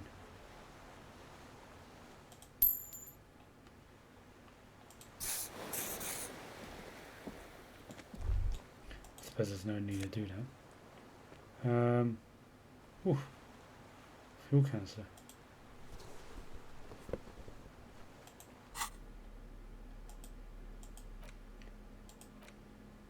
There's still some fuel left in the bad canister, a litre or two. The metal lock. The metal looks decades old. The logo of the automotive manufacturer LUM has faded on the side. There's a rain-soaked mattress on a concrete slab, only half covered by the crumbling roof. At the head of it, double embrasures, firing slits like two eyes in the wall. B triple prime. This looks like a good place to shoot from. Inspect mattress. A single-person mattress, modern, civilian use. Brand name, Marjorie. There's a fuel stain on the cover, along with cigarette burns. And an empty can of beans on the ground next to it, filled to the brim with cigarette butts. Pick one out of the can. The silhouette of a tobacco picker adorns the paper filter. The brand, Tio Moteri. Tia Materi, like the ones we found at Lane's End, remember? Was that the dead guy? By the, like in the fishing district. The guy is just on the pier. I may have been wrong when I said it wasn't important. This means the same person could have visited both locations. I didn't see any signs of smoking inside though. If people live there, they keep it tidy. This here may also be a smoking spot. Respectable. There's a firing slit in the wall in front of you, like a little window. Touch the concrete first. Quite old and grimy from years without cleaning by anything other than the rain. Look through the hole in the concrete. The springs screech as you lean on the mattress and crane your neck to look out. A small piece of Martinez coastline opens up in the square in front of you, like a tiny landscape painting. 1 kilometer across the water.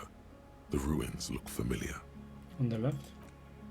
A towering skyscraper, its top floors shaved off by artillery fire. Capeside apartments. Rue de Saint-Ghislain, 33A and 33B. On the right.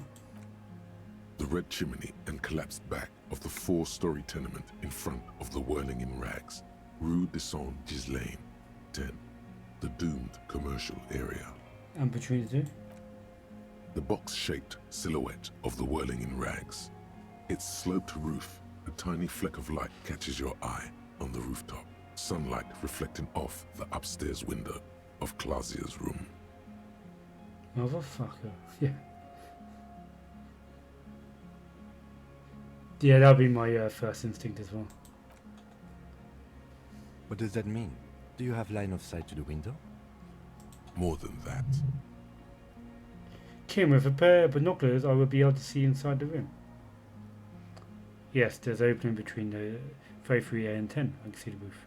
Kim, with a pair of binoculars, I could see inside the room. A pair of binoculars? Or a scope of a rifle?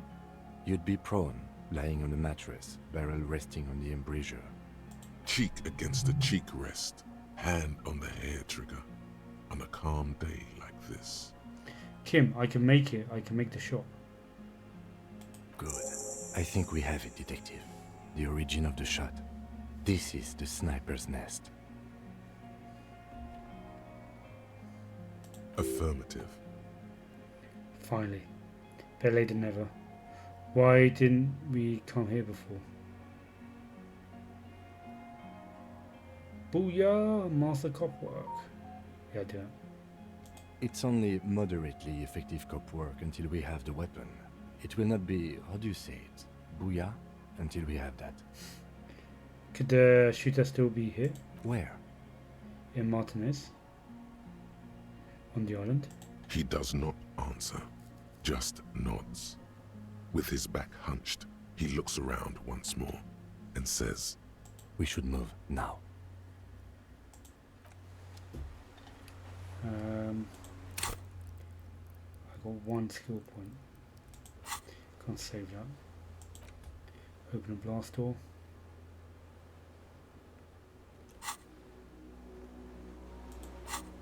Not much in the way of missions.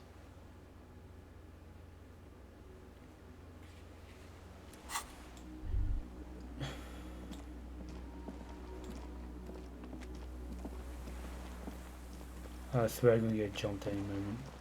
I'm saving my levels for when I need them. At least you could do the levels whilst you're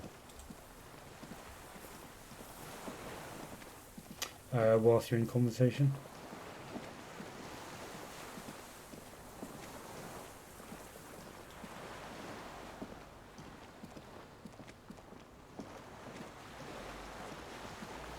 I'm walking slowly because I got my leg damaged and I don't wanna. I think when I started running at the beginning, it pointed out. Water wash is below, far below. It mentioned that if I run around, it might hurt my leg.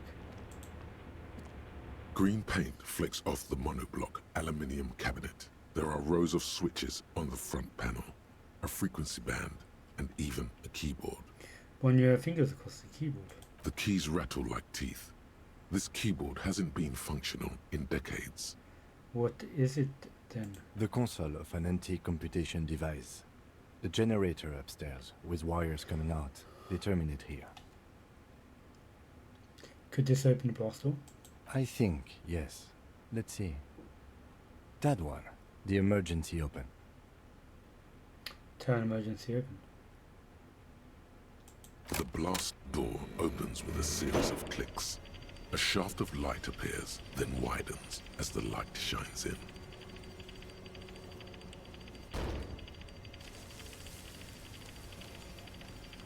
Really good sound effects for the door opening. Really archaic stuff. Is that where the last boss is? After you. What's there? What if we get into another fight? Yeah, Don't worry. I have a gun. and he takes out his sidearm, checks the barrel and hoists it again. What's there? Point to the door. Oh, you also have a gun. I know. It was not easy to acquire. Fair enough. What's there? I don't know. A thin wisp of smoke rises from a charred black fire pit. The wind picks up, then dies down again. Let's go. Also, I haven't saved in a stupid long time.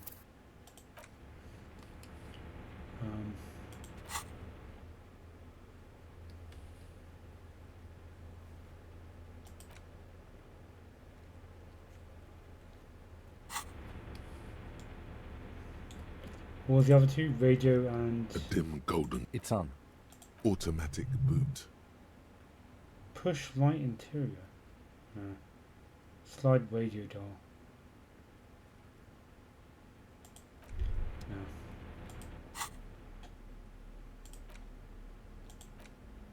Take the torch off. Double gun. It's double gun. We're going in prepared.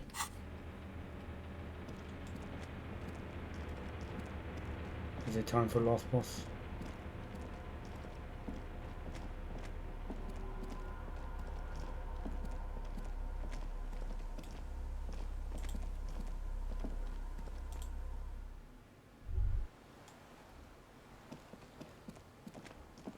Who is it? Everett? Are we gonna see Everett?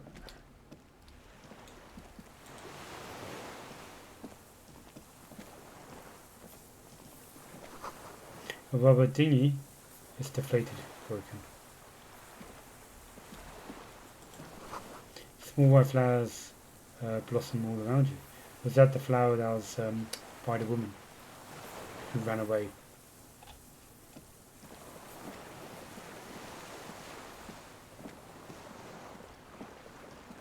Who is this guy? Right. Save again. An old man wearing tracksuit trousers leans on the frame stock of his rifle. He gathers a big ball of spit in his mouth, then spits it out into the extinguished fire before him. He raises his black eyes, hooded by creased eyelids, to meet yours.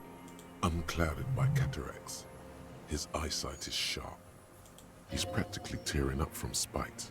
Hatred got the best of him a long time ago. This man hates everything. Are you the fire guy? You retained your eyesight? Did you close the blast door? Nice gun you got there. Sir, I need you to put down that gun so we can talk further. We're with the police. I'm with the police. You can keep the gun, but keep it down, not one move. Sorry to disturb you. Goodbye. You've retained your eyesight? My eyesight? Yes. Helps me see all the shit. Did you close the blast door?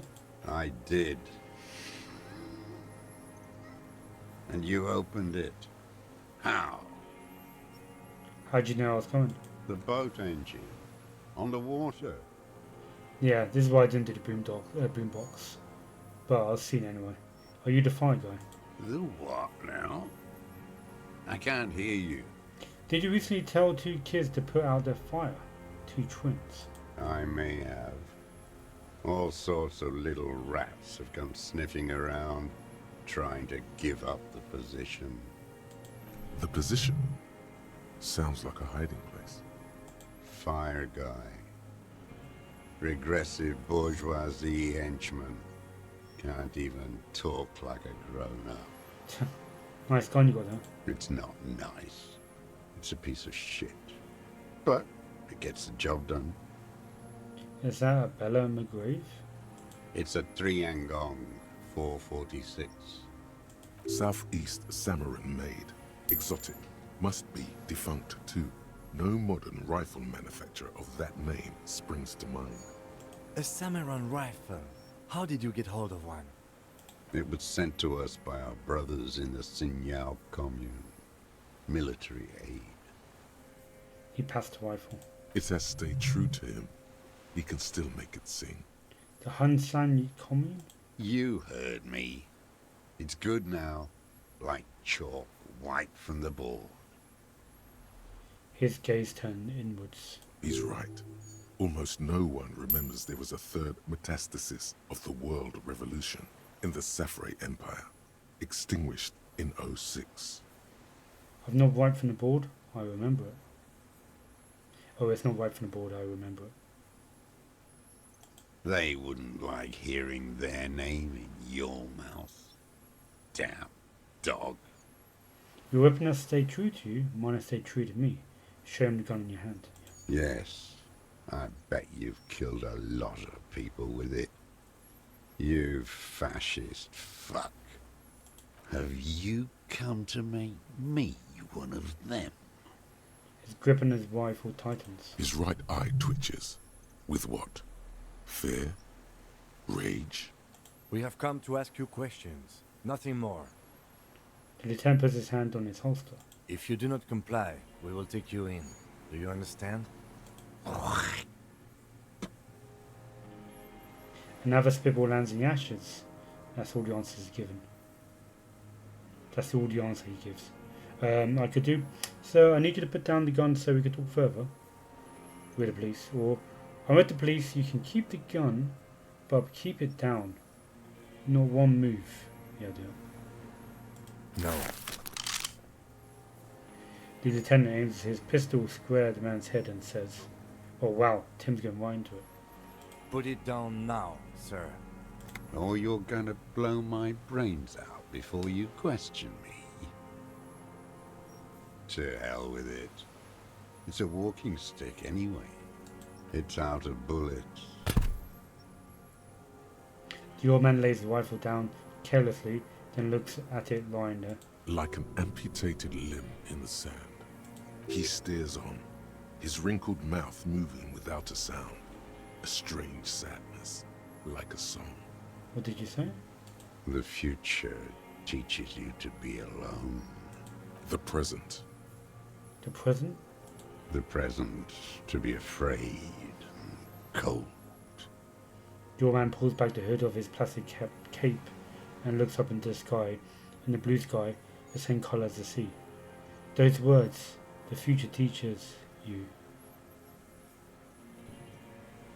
Pick up the gun, lay on the ground. Who are you? What have you been using that gun for? Let's see. Those words, the future teaches you. Real music. It's La Revacholière, you shit-licking bougie dog. Chanson de soldat of the black and whites. Marching song. Forget about that for a moment. You need to address that remark first. I'm not a shit-licking bougie dog. I'm a half-dead police officer who's just doing his job. I know La Ravacholière is the marching song of World Revolution. There you go. 1 of 3. His eyes remain fixed on the sky as he sighs. In Grad, they sang Brave Children, favorites of history. And in Sinyao, it was some Samaran shit, I guess. La Revolution, I heard the name somewhere else in a dream. That's when I was dancing and I basically zoned out. Lucky when I did the dance. Everyone has. They named a fucking perfume after it. No, that's not it. I've talked to her. Talk to her? He raised his bushy brows and looked down from the sky, straight onto the bloodshot eye. Yes, I get these cold spells. Yes, in the church. Yeah, I do. God's shithouse. Should have taken it down like they did in Grad. Dismantled it for firewood. All around you, the air slowly circulates the islet, carrying little swallows and black-beaked seagulls in its slow drift. They all, every one of them, every bird, mammal, and crustacean, What? keep their distance. How does it go, the song? How did it go? He looks at the gun on the ground and shakes his head slowly. Something about shooting rabbits. I don't know. I can't remember. It doesn't matter. It's gone now. He waves erratically with his hand, annoyed that he can't remember. A little tremor passes through him. It was dear to him. He resents forgetting it.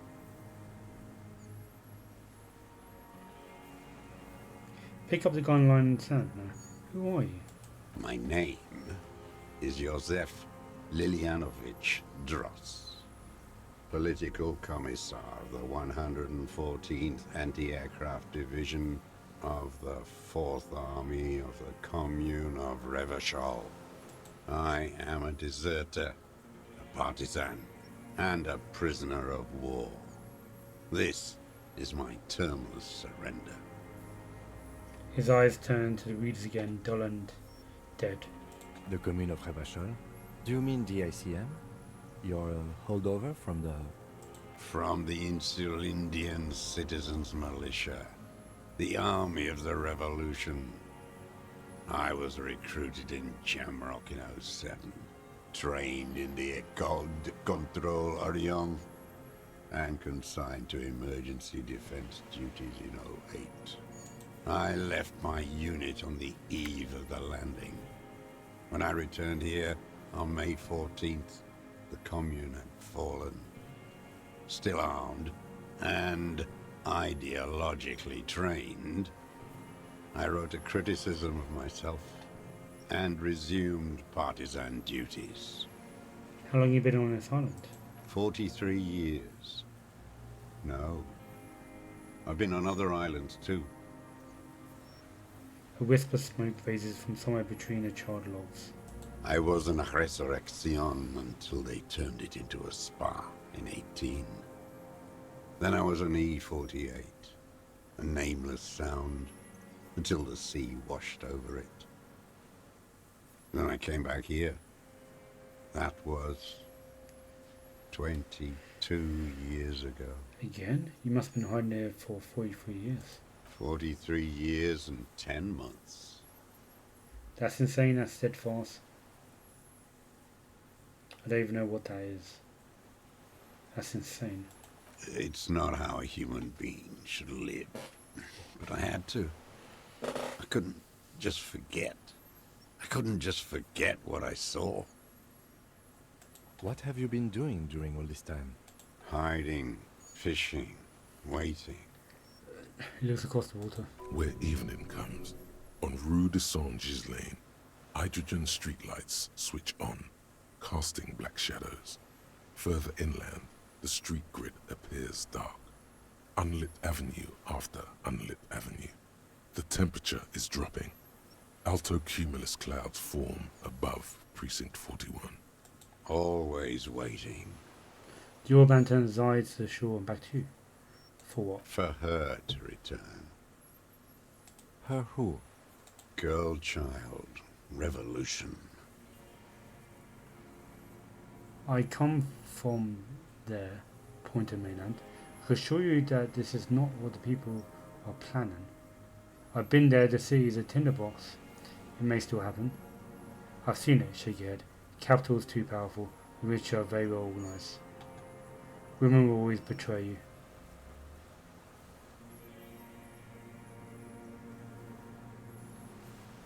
I come from there, I assure you that's not what the people are planning. I am not a fool. I know. The material base for an uprising has eroded. The working class has betrayed mankind. The historic opportunity for a revolution has passed. It will not come back anymore, however hard I try, whatever I do. You said you deserted your unit. I was just 16 years old, 15 when I volunteered. I had a lapse of faith. And of courage, too. Lapse of faith? You could say I misunderstood the historic role of the proletariat and thought Mazovian socioeconomics were fallible. For a second, I doubted the irreducible laws of historic materialism. A second is all it took For what? for reaction to take hold. What reaction? Petty bourgeois terror. It's in all men. It wasn't a reaction, you were just afraid. It's the same thing. You haven't seen it. Not really. Not naked. It's impossible not to be afraid. And this was when? Lieutenant instinctively looks to his notebook, but does not take it out. May the 13th, 08. 44 years ago. The horizon was black with coalition airships. Their petroleum rose to the sky and it looked like it formed the clouds. Storm clouds. When they started shelling, it was dark magic. Dark magic? The combined might of international capital. All at once, all the greed and terror in the world tore into Revachol. It lifted streets from the ground and turned houses into ghosts. We were in the flak tower, He gestured towards it. huddled on the floor. The artillery was 80 kilometers away in Ozon, but I knew the commune would fall. We would all be turned into ash. So I said I was going to the map room. He looked to the east. A terrible shame still within him. The lobes of his ears are red with it. The shame and smallness of what he became. You didn't go into the map room? No. I climbed the chain link across the water and hid inland, in the bunkers there, like the weakest of the weak. A mouse, frightened of the ordnance all night, and the sound of the rotors in the morning, whirring. Was that it? What was that? Airships. I climbed out into hell. The landing was complete. The chain was submerged. I had to swim back. The fortress was half submerged too, shattered. They'd all drowned in the lower levels, or got torn to shreds above. The anti-aircraft gun had malfunctioned. So had I. I left them without ideological direction. It was real. I'd seen it. I'd seen it in reality. Seen what? the mask of humanity fall from capital. It has to take it off to kill everyone, everything you love. All the hope and tenderness in the world. It has to take it off just for 1 second to do the deed. And then you see it, as it strangles and beats your friends to death. The sweetest, most courageous people in the world. You see the fear and power in its eyes. Then you know What? that the bourgeois are not human. You've lost your mind. I've always suspected the same.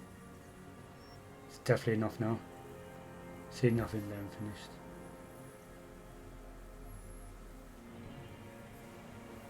Say nothing there and finish.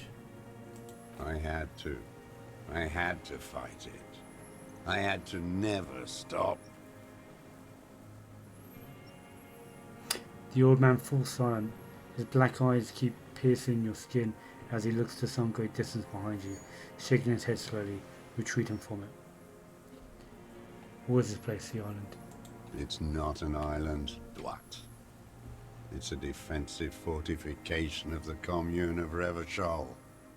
And I am its last surviving defender. What is it used for?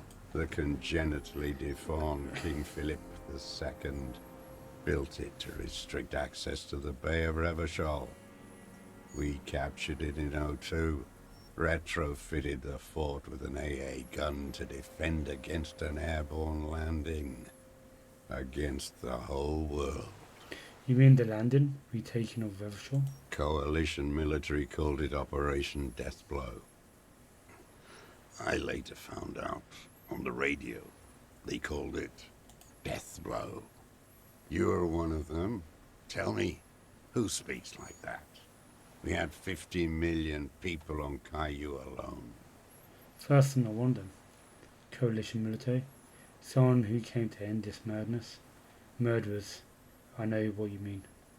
Yeah, murderers, I know you mean. You don't know. You haven't seen it.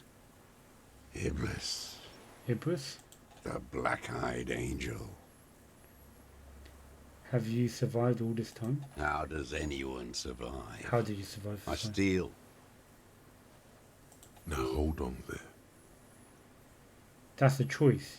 You could have become self-employed. Create a system. You're insane and grotesque.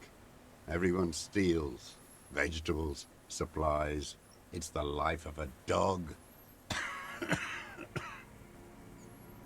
How is your health, Mr. Dross? I've been throwing up blood since winter. Red, like beetroot. Been passing it in stool, too. He does seem frail. Good for his age. More like 75 than 65. Trouble putting on weight could mean cancer. The RCM can provide medical services. You need to be looked over. I need to die. You don't have medical facilities. You have guns. That's all they give you. Toy guns. We have dopamine and other opioid-based painkillers. You must be in pain. This is a serious situation. You need to be looked over, and we can do it. How have you coped mentally? This is a serious situation. You need to be looked over, and we can do it. There's nothing to look over. The triage is in, and it's black. Administer morphine. Moribund. We have Duramine and other opium-based painkillers. I have been running out of that stuff. Light goes on in his eyes. He smacks his dry lips. How have you coped mentally? I haven't. I have holes in my brain. Years missing. Others filled with pain only. A decade of...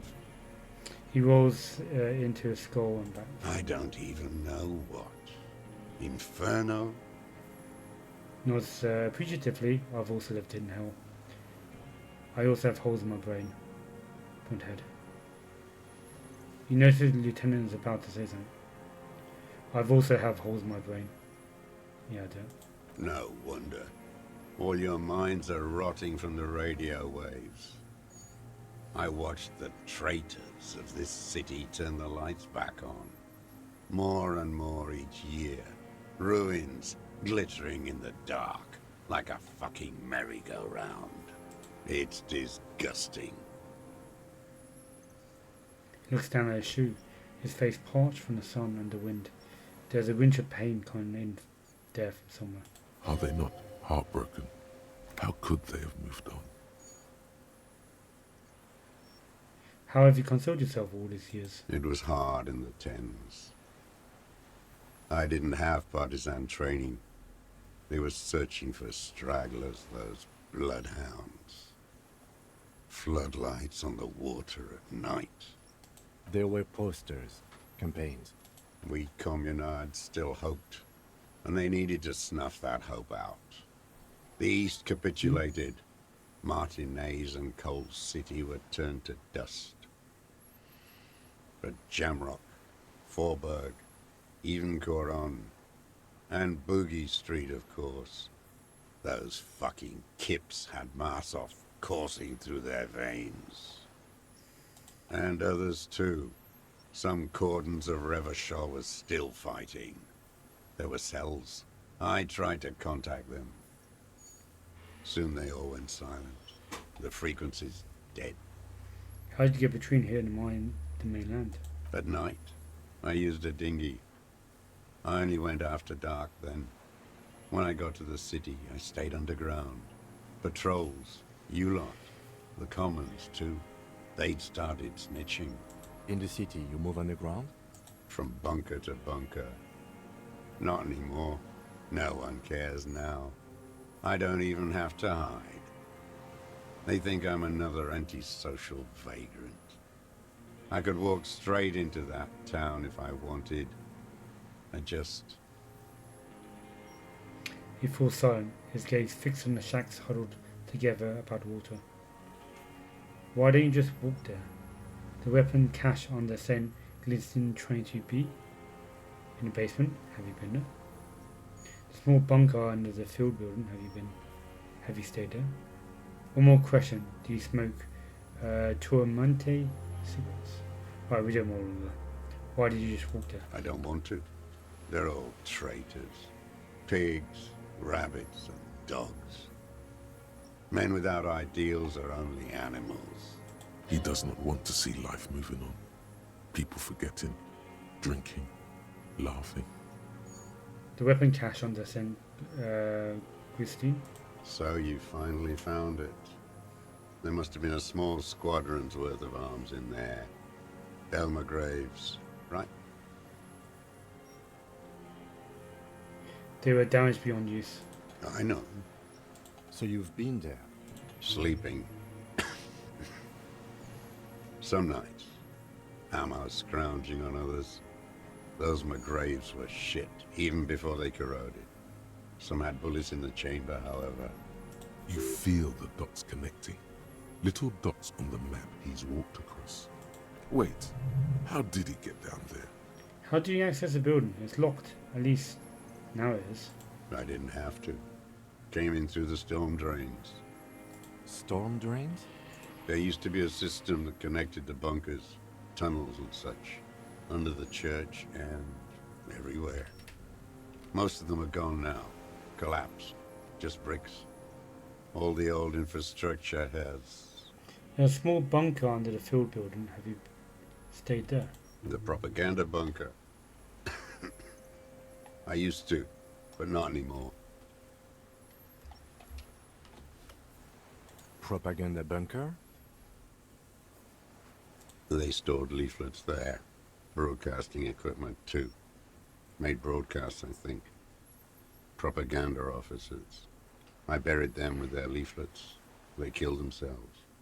2 young boys. Killed themselves? A lot of our boys did. I spent some winters there. Never liked it. Kept thinking of them. No need to go underground anymore. It's better in the ruins, on the ground.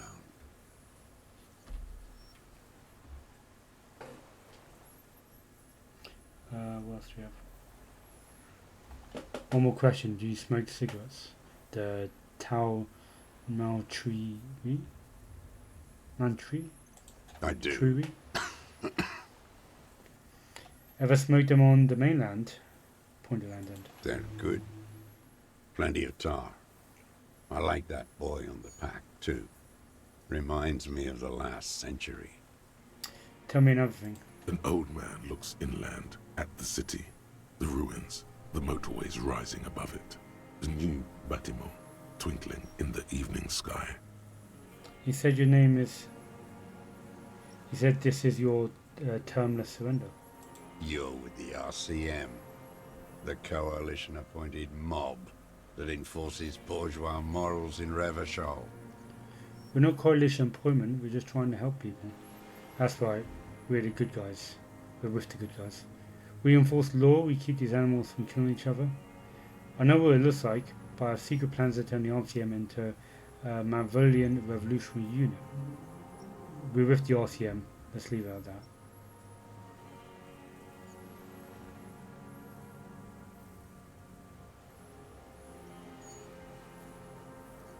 Yeah, no doubt. Let's. You represent the Moralist International, the enemies of humanity who took this city. I represent their adversary, the Parti Communiste dans le Monde. Take me to them as a prisoner of war. I have relinquished my weapon. I can no longer serve. No superiors can relieve me of my duty. You bulldoze them all to a mass grave for trying to free humanity.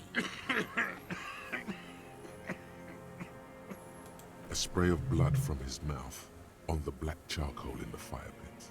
Rene, the royalist on the coast, said, The Commodore signed the Revolution Instrument of Surrender. Liberal reactionaries signed that instrument. Traitors who should have been burned alive. I answer to the Communist Party. Is that part of why you've been here all this time? Because the party didn't surrender? he just wipes the blood from his chin. Understood. I don't think you did. You live in a delusion. Radio shows, speed racing, and sporting goods. It's not real. So you're a communist soldier from the Communist Army? No, I am not a soldier. I am an ideological officer. I belong to the party, not the army. But you said you were trained and assigned to the Defense Corps. Trained in historical materialism, then assigned as a political commissar by the party. These things used to mean something. Wait, what does a political commissar do? The old man does not answer. He tilts his silver head and looks at the reeds. You see a small tremor pass through his legs. His job was to assure the army answers to civilian control and follows the ideology of the Commune. Scientific communism. A commissaire politique is a night philosopher of the revolution, a future human. Awakened from shutdown by the promise of ideology. You mean you trained a communist, right? He nods slowly. Then another tremor. Point to yourself, I'm a moralist. Yeah, I'm not going to do that. I'm a revolutionary too. Today's the real revolutionary is done by entrepreneurs. I'm not really into politics myself. Say nothing. Yeah, I'm not going to say nothing. I have another serious question for you. There's nothing serious in this world. It's a farce. What have you been using this gun for? I've used it for killing people. Killing people? It's a gun. That's what they're for. You want a moralist euphemism? Defending your family and your property. I haven't done that. I've used it to kill people. Interesting. During or after the war? There is no after the war. Class war is never over. So he's continued killing after hostilities ended. Okay. This is it. You can feel it. like battery acid on the tip of your tongue. Something you haven't felt in a while. But what? This is what you live for. This is the shit. The great serotonin jackpot. The solution. Going straight. No euphemisms. He doesn't like those. No. Be careful now. Slow and steady does it. Make him repeat it first. Don't mess this up. Remember, he wants to tell you. Get personal. So you're saying you kill people after active fighting stopped? Did you use a gun to shoot and kill a colonel and a security contractor colonel? I know you want to tell me. Have you killed anyone with a gun in the last week or two? Yeah, I do that. I don't want to tell you anything, you grotesque murderer. And why did you think that was a good idea? Don't listen to me. I'm wrong all the time. So you're saying you killed people after the fighting stopped? What did I just say? What did I just tell you? Don't drop the ball now.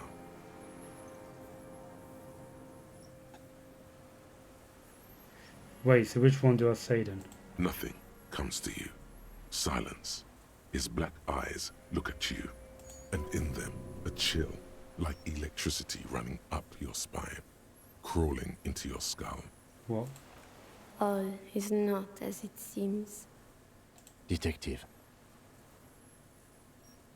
The lieutenant turns to you with well-disguised impatience. Did you use a gun to shoot the colonel and security contractor? The who now? He leans in and cups his ear. He heard you. He just wants to hear you say it again. This is dramatic flair on his part. Right choice. We're in. Do it, sire. The corpse's chromatic armor hanging behind the whirling rags. Did you shoot him? The fascist death squad who took a bullet in the mouth on the night of March 4th. His name was Lele. He was part of the security detail here in Martinez. A beautiful, strong man sent here to the Honorable Private Military Company Colonel. You know who I mean. The fascist death squad who took a bullet in the mouth on the night of March 4th. Oh, yes. That one. Ugly piece of work, that boy. Did you kill him? Lieutenant takes a sudden step towards him. I am a son of a welder and an officer of the commune of Revachol. I do not collaborate with murderers and pederasts of the liberal regime. A drop of blood in the saliva. Exhaust him with proof. Pile it all on him. Get a confession. The scent of blood in the air.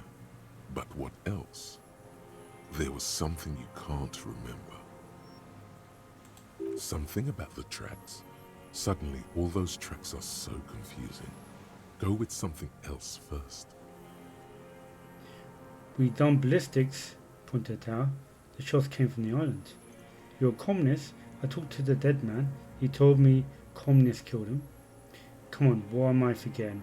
Hit yourself on the side of the head. Okay, let's back off a moment. Tell me this. We've done the ballistics. It comes from the island.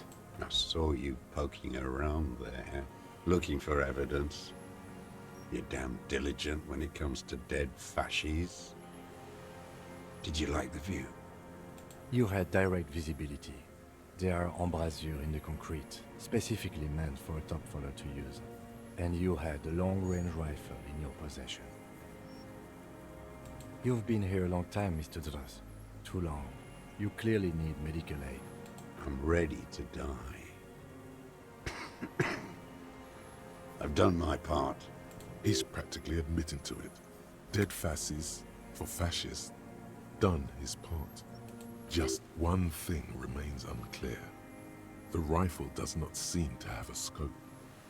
One thing, where's the scope? How did you make the shot without a scope? You said fascist, you immediately killed him?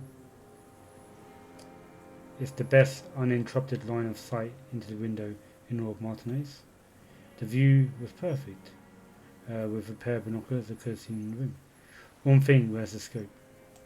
Forget about your stupid fucking scope. I don't know where it is. Find it yourself. It's your problem now. He lost it. He just doesn't know where it is. Forget it. Push on. You said fascis, you're meaning to kill them. You're sad for your fascia brother, aren't you? One twig got broken. Now the others are sad. He raised his hand as a twitch, then one more in his right eye. You're a communist. I talked to the dead man. He told me communists killed him.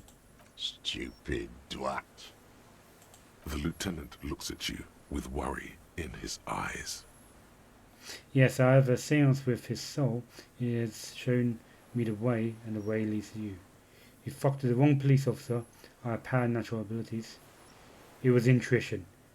Had he spoken, he would have said communists killed him. Yeah, alright, I'll go there. I'll back out. Intuition is an aberrant psychologism. It reeks of crypto-fascism. The parasite class use intuition to justify their rank in life. It's all just palmistry and magic. Earl creatures. Your brain is rotting from the radio waves. He looks at the air, then turns to the lieutenant. He does not answer the provocation. It does not look like he thinks this approach worked. But still, somehow you knew it was a communist. How? Perhaps you suspected it before you took the case. But this did nothing. Was it supposed to? I will look deeper then. The inland sea is dark, vast, and on the surface, meaningless. Turn back to him. Standing there, slack-jawed, brain festering. Come on, what am I forgetting? He himself inside his head. Wait, here it comes. The goddamn Maybells. The dried Maybells on Clausia's roof. Yeah, that's what I was saying when I passed it earlier. Oh yes. There were Maybells in the grass when you got here. They're revolutionary symbols from the war. And she had one on her. So was she part of the revolution as well? And did he kill her lover because she was a traitor? Maybe? I don't know. Nowhere else, nowhere in all of Martinez have you seen them this spring. Wait, don't forget the footprints. The diagonal prints in the dust in the secret space behind Clausia's bedroom. Now they're gonna come up. Of course, thank you, Head, thank you. You got it. Remember, the boot prints were like no modern soul. Oh, okay, so that was him. Nothing else comes up. You see the lieutenant watch you try to stimulate thought processes by hitting yourself. I'm sorry, this didn't do anything. Usually hurting yourself does. Alright, pain threshold, back away. Officer, a word? No, I'm almost there, just let me have a few more punches. Excuse me a moment, Mr. Dross. I think we may have this. Do you think you did it? From nothing to this in a day. This is good, Lieutenant Gefreiter. We just need a confession first, and then maybe a solid motive later. And slap himself the ideas. I can see that, yes. I'm not judging. I'm trying to get him to confess. Yes, good going. That should be our first priority. How do you think the question is going? Good. We are doing very good. He wants to confess, I can see that. We just need to pile it on a little more. The more we have on him, the closer he is. What am I missing? What haven't I done? Well, I can think of one thing. The gun. We should pick it up and discuss it in front of him. Make a show of it. Yes, sire. Make a production of this examination. Okay, let's do it. Remember, he wants to tell us, but he doesn't want to help us. It needs to look like we already have everything. There is palpable excitement in his tone. He likes him for this. A lot. But there's something more, too. Alright, let's save it just once I said. What time is it now? 8:30 as well. Extract a confession. Alright, okay. I'm gonna have a quick break. I can't remember. I think I just saved it.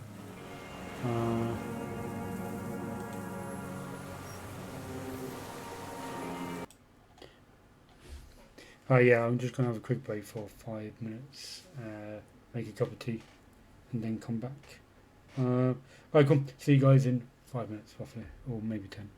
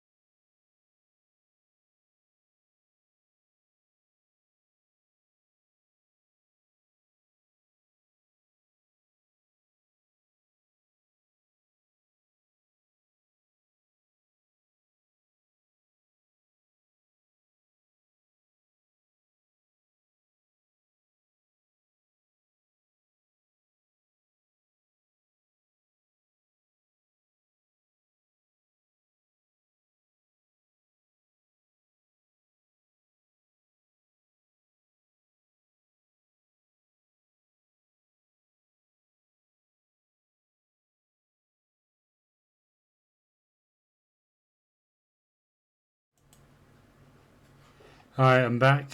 Let's get the game back on the go. Let's get the confession out of the guy.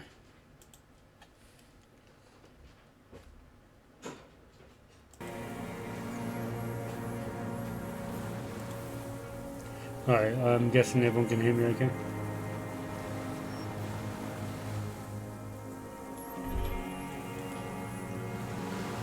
Minions of capital. What do you want? Pick up the gun line in the sand. His gaze follows your motions. The rifle feels surprisingly light in your hand. Frame stocked and patched in places with tape and wire. Still warm from his parched hands. Not the metal. The metal is ice cold. This weapon has been modified several times. Inspect it closer. The rifle's in a shabby state, like a crutch that's seen too much travel. Hieroglyphs are embossed into the forearm, made of walnut. On the butt, you see Vespertine writing, burnt into the wood. Triangon, 4.46mm, made in Sinyao. It's as he says, it's Trinagog made in Sinyao. Worn, personalized even. Looks like this weapon has seen a lot of use, hasn't it, sir? No response from the old man. The plastic cape around his shoulders rustles in a small bout of wind. This uses jacketed ammunition, 4.46. Jacketed, military-grade ammunition. Stable in flight. Good for hitting something that's very, very far away. As he speaks, he stresses every word. He's liking this. The rifle has been patched and modified several times. I wonder how old it is. The old man does not answer. He just stares in front of him. Stow the gun. The old man keeps following your motion with his gaze. His right arm twitches suddenly. Some kind of involuntary response? Something is slightly off with his motorics. This looked very much like the murder weapon. It can be used against him later. One more time, Mr. Joyce, the Colonel. We need to talk about you killing them. Assess his body language. 58%. Elusive Drius, you're under arrest. Let's do one more time. Colonel, we need to talk to you about the killing. Let's try and assess calm. Do I want to level this up? No, I'll hold off one more time. We need to talk about you, about killing them. Petty bourgeois law. This is all you care about, right? The only thing in the world for you types. A drop of blood in the saliva. There's Maybells behind the victim's window. Damn Maybells. The whole island is turning white with them. He seems tender suddenly, nostalgic even. A strange mood swing. So many this year, too? The spring is coming. No, it's already here. Wash the filth away. I haven't seen these flowers anywhere in Martinique, only here. They blossom on the islets before we fertilize them with our blood. Resurrection was snow white in May, before they ruined it. South, the Bay of Martinaise is dotted with little freckles of islets, turning green, with white flowers in white snow.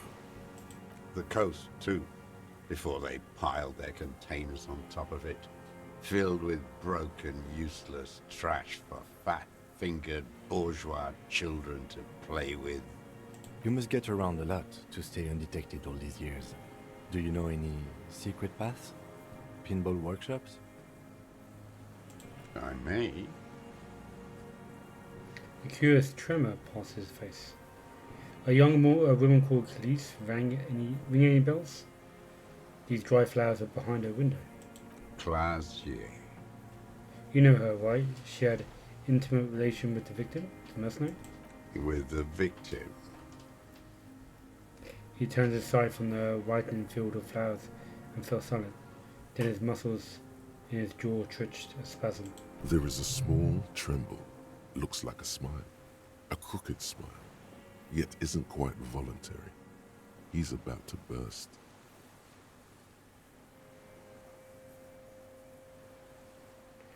We got your brand of boots. I wonder what brand of boots you're wearing. Everything is brands with you individualists. Who cares what brand my shoes are? Sansa? Some shit. Show me the soles, please, Mr. Dollars. Fucking imbecile. The old man stretches out his leg. A black and white spiral pattern covers the sole of the worn-out running shoe on his feet. The maker is Sensorique. The model is Corbeil, and the size is 43. These are not the unusual horizontal pattern soles you saw in the dust on the floor of the hidden room. They do, however, seem to be about the same size. The size fits, but not the sole. Ooh, drama's high. The red check. Wait, maybe it's simpler than that. I better fucking win this check, I can tell you that now. Sire, he doesn't have to be wearing them right now. That's true. People change shoes, it doesn't mean you weren't there, near the room the victim died, sneaking around. Racking those brains, are you? Desperate to report something back to your masters? They must have really loved that dead fuck. The lieutenant gives you a quick sideways glance and nods to acknowledge. The prints were his. You can see it in those eyes. He can't keep them from flickering, looking for something. The old man stares at his own prints in the ash around the fire. Silent suddenly, some strange process within him. A gush of wind. Seagulls in the distance. You've almost got him. Just the last little push. I don't need your cooperation, I got this. Sherm Trinigog 446. Not a lot of guns around that use military-grade ammunition, are there? It's a real gun. Not like your little musketeer pistol. I've seen you prance around with that. Jumping hoops for the liberals. You look like imbeciles. Why don't you ask them to give you real weapons? Going against automatic rifles with these toy guns. Of course you got those boys killed. Damn, he saw you. He's watched it happen. He would have a good view of the tribunal from here. It's not just empty boasting. So he saw you. Okay. So what? Don't let it divert you. We saved a lot of them. The leader Titus. We handled the situation. Stop changing the subject. We have the murder weapon. Point to it.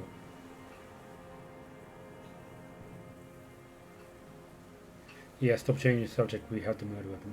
You know what? You're right. I'm convinced this made the shot. Should we call it?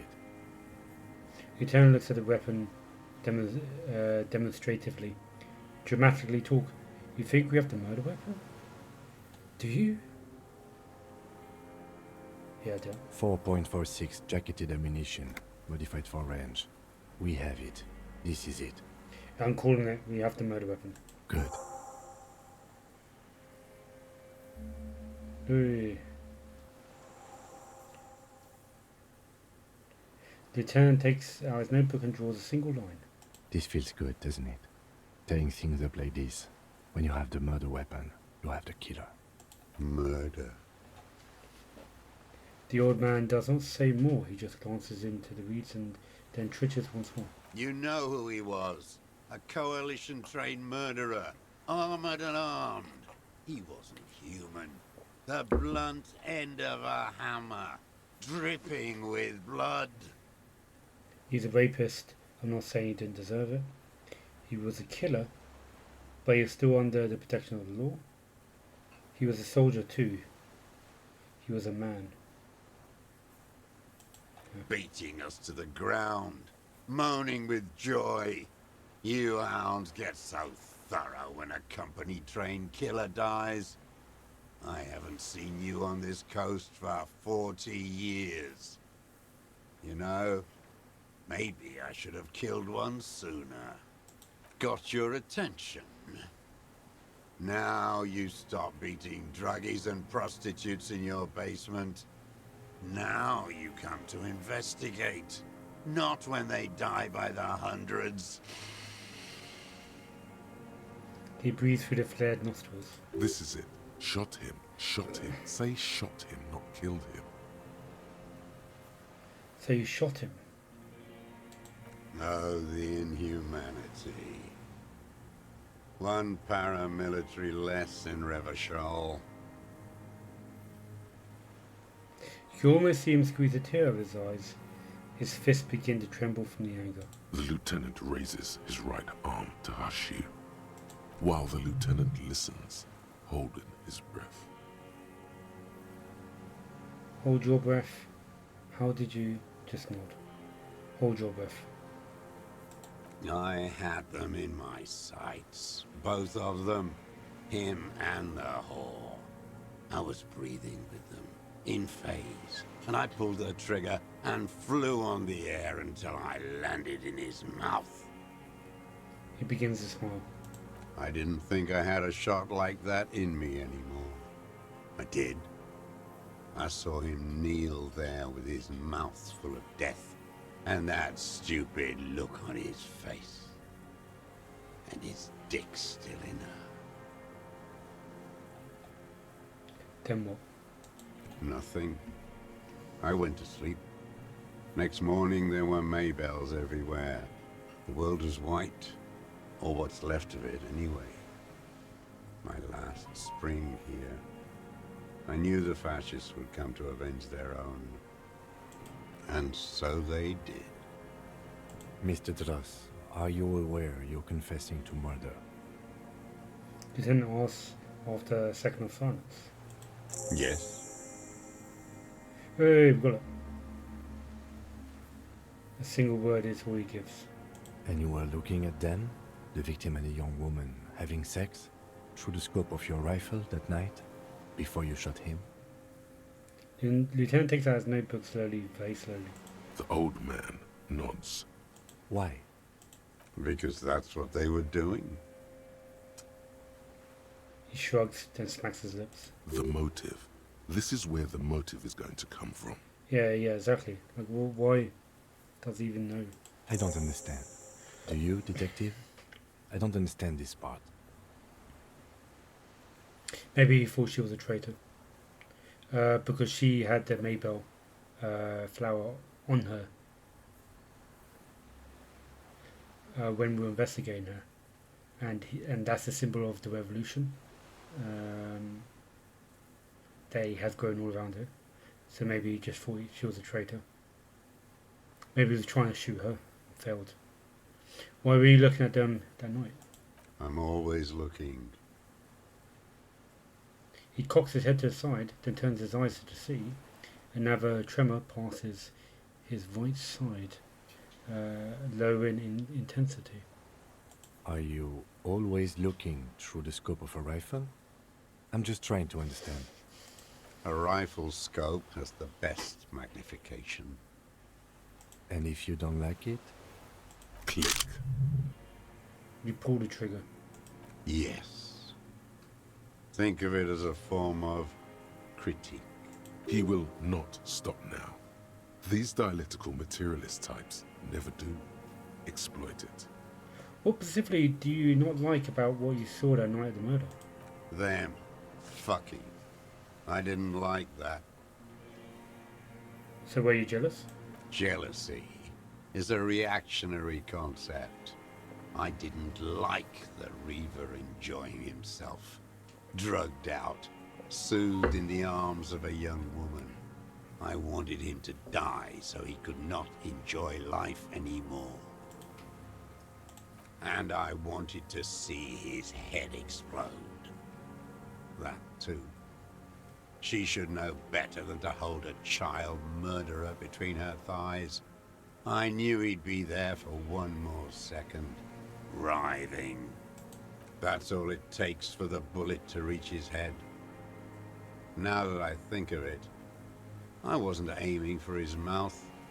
I wanted his brains to spill out on her. But you can't have everything. The caliber of bullet he used does not do that kind of damage. How long have you been watching her? Since she came to Martinez. I saw her sneaking in the reeds early in the morning, behind the Fell building. It was dark, still winter. She didn't have a skimpy outfit on then, just a spot in the night, moving. Past the Fell building on the coast? What was she doing there? Hiding something in the water.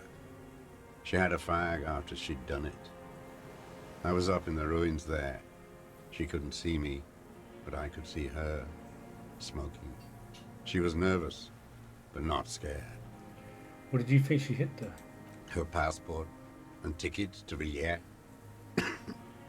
And from there to Cachet Brut. In the free state of Seminine, hidden away at the edge of the earth, near the Pale. Some kind of hidden container on the coast? You looked into it? Yes, after she'd gone. It was a submersible. Well made, actually. Sloppy, we should have gotten her to tell us about this. Did you take the documents? No, I put them back. Why would I take them? I'm not going to film. Oh, I mean... Moving on, did you continue to watch her after this? I did. She had a face like an archipelago, with those birthmarks. And a body, hard and lean and bruised all over. Black and yellow. I could see she's taken a beating. I could see who she was, too. A spook. On the run. Revachol's the cloaca of capital now. All the bagmen and arms dealers end up here to do drugs and have sex like animals. You could tell she was a spook from the documents? She had different color hair on the photo, and glasses. Forged. Some sordid bourgeois affair. I've heard about this kind of thing on the radio. He's setting it up for you. The bruises, you can't make that out in a scope. And you can see her bruises through the scope of the rifle? You can't see bruises through a scope. It's just a blur. Oof. Reaction speed 97. Footprints in the dust. +2 could have changed shoes. +1 found people. Yeah, I'm just gonna go for that. It quickly comes to you. 18, I needed 12. The bruises on my body, any chance he's seen them through a hole in the wall? Oh, yes. Cutting those drugs of hers into little lines with a knife. Masturbating. Did you make that hole? With a clip point knife. Good for listening in, too. For hearing the moaning and the snorts. Ever see her through a window on a roof? Like that, too. Yes. Bending like a bow against the glass. You've been through the secret route behind the river in bags. Those were your footprints there. You just changed your shoes. I've been through all of Martinez. Every nook and cranny. And that too? Yes, that too. The things they did in that little room. What she'd do to feel good. Funny the way light works. You turn it on inside, and it gets so dark out, you can't see a man looking in. I learned that in the 20s, when they were still hunting me. I've seen people do some shit, but... He keeps shaking his head. Those two took the cake. You hear the familiar scribble of the lieutenant's pen. A quick glance at you. How did you get in there? The hidden pinball workshop. I can just walk in there now after a good wash. I told you, they think I'm an antisocial. Closing hour is a good time. The kitchen's empty. You had to open the steel door in the kitchen? How? I got that open a long time ago. Some bourgeois game merchant lived there. I don't know, 15 years ago. He left spare keys all over, and I took one. Then I saw her turn the light on one night in my scope. He points to one on the rags. Andy found use for it. A spare key, like the one hanging behind the Union Box window. Yeah, fair enough. Did you have feelings about it all? There's nothing to hold on to. Only this. It's not enough. The coals of his eyes glisten suddenly, like stones dripping with water. Is he crying? Man needs to feel something else. It helps if you have your eye on something there. Something pretty. It's weakness, I know. There have been others. Was that why you left the dry flowers behind her window? No. He started to shake his head again, a sunflower on a withered stalk widened. I don't really know. I was there one night and she was crying, like a child, in the corner of her room on the floor, like she does sometimes. When was this? The day after I killed him. What do you expect? And you bought her Maybells? Yes. I don't know why I do the things I do anymore. You wanted to console her. Maybe. I told you. I have holes in my brain now. I wouldn't just sit here waiting for you. If you came 10 years ago, I would have killed you. He wipes his eyes. In the silence, the lieutenant draws a line in his notes, then nods at you once more. So in conclusion, it wasn't about him, it was about her. Her. He repeats, staring at the ashes, and then reads. There's a twitch in the corner of his eye. The lieutenant nods at you in acknowledgement. Where is she, that Clasier? I haven't seen her there for days. She got away. You know where she is? She got away, but she led us here first. She had figured out someone was watching her from the seafront. We arrested her. I'm not at liberty to say. I'll be nice to the guy. She got away, but she led us here. Gone. I knew it. She kept staring into the scope this last week, at the island, like she knew. She'd look, at night, crying or smoking on the roof, staring right into me. It doesn't matter. Yeah, I remember seeing her from the beginning of the game. The angle doesn't make sense though. Perspective-wise, this is actually more north and the building's facing southwest. But I think it's just artistic license. Midtown, across the Bay of Rivershell, the oceanic wind washes 40-story towers. Above them, Lusanne's Central Aerodrome, a cocoon suspended in the sky by a web of suspension wiring, encircled by hybrid aircraft. Look north. On the platform, a young woman is withdrawing from amphetamines, barbiturates, and alcohol. Yet still she smiles among the crowd, among the great ghost of the city she's leaving, for another, far south, smaller, distant, hidden, not like the great chandelier she sees sparkle in the night below her. Streetlights, towers, tenements, and water, and across it a dark strip of ruins, barely visible if she didn't squint her eyes. He knew she knows. She was looking at the island, figuring it out, day by day, cigarette by cigarette. We could get more. We've got him talking. 58. Disturbed motorics. Assesses body language. Composure. Been looking at anything else you haven't liked? A tragic comedy. Druggies, prostitutes, and rentiers. A strange little engine seems to fire up in him again. It straightens his back. The familiar put put put of hatred. More specifically? Yeah, right, we have more serious things to discuss. I do, yeah, more specifically. Specifically, the whole city is a charnel house. Stripped clean and draped in neon.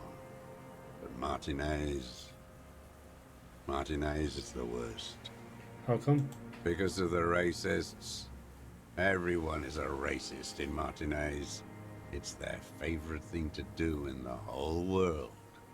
Listening to race-themed radio shows.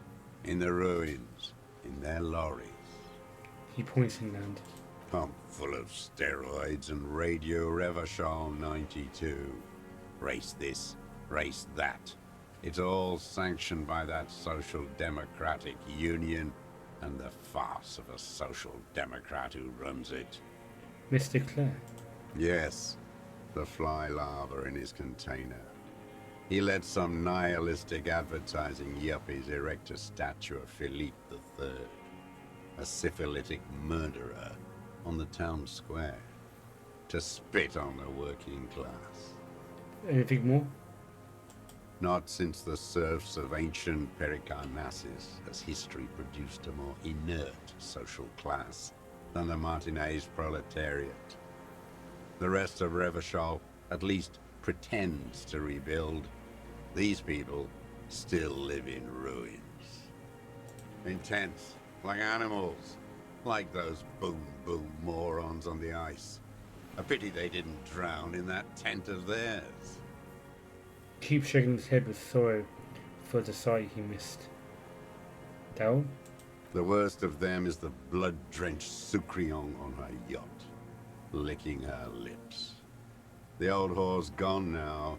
Her gun-toting porcelain men are dead. So, actually, no.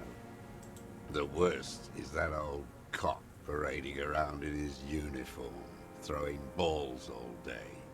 It's not enough that the racists and liberals are dancing on our graves. The old loyalist ghouls still parade the ruins too.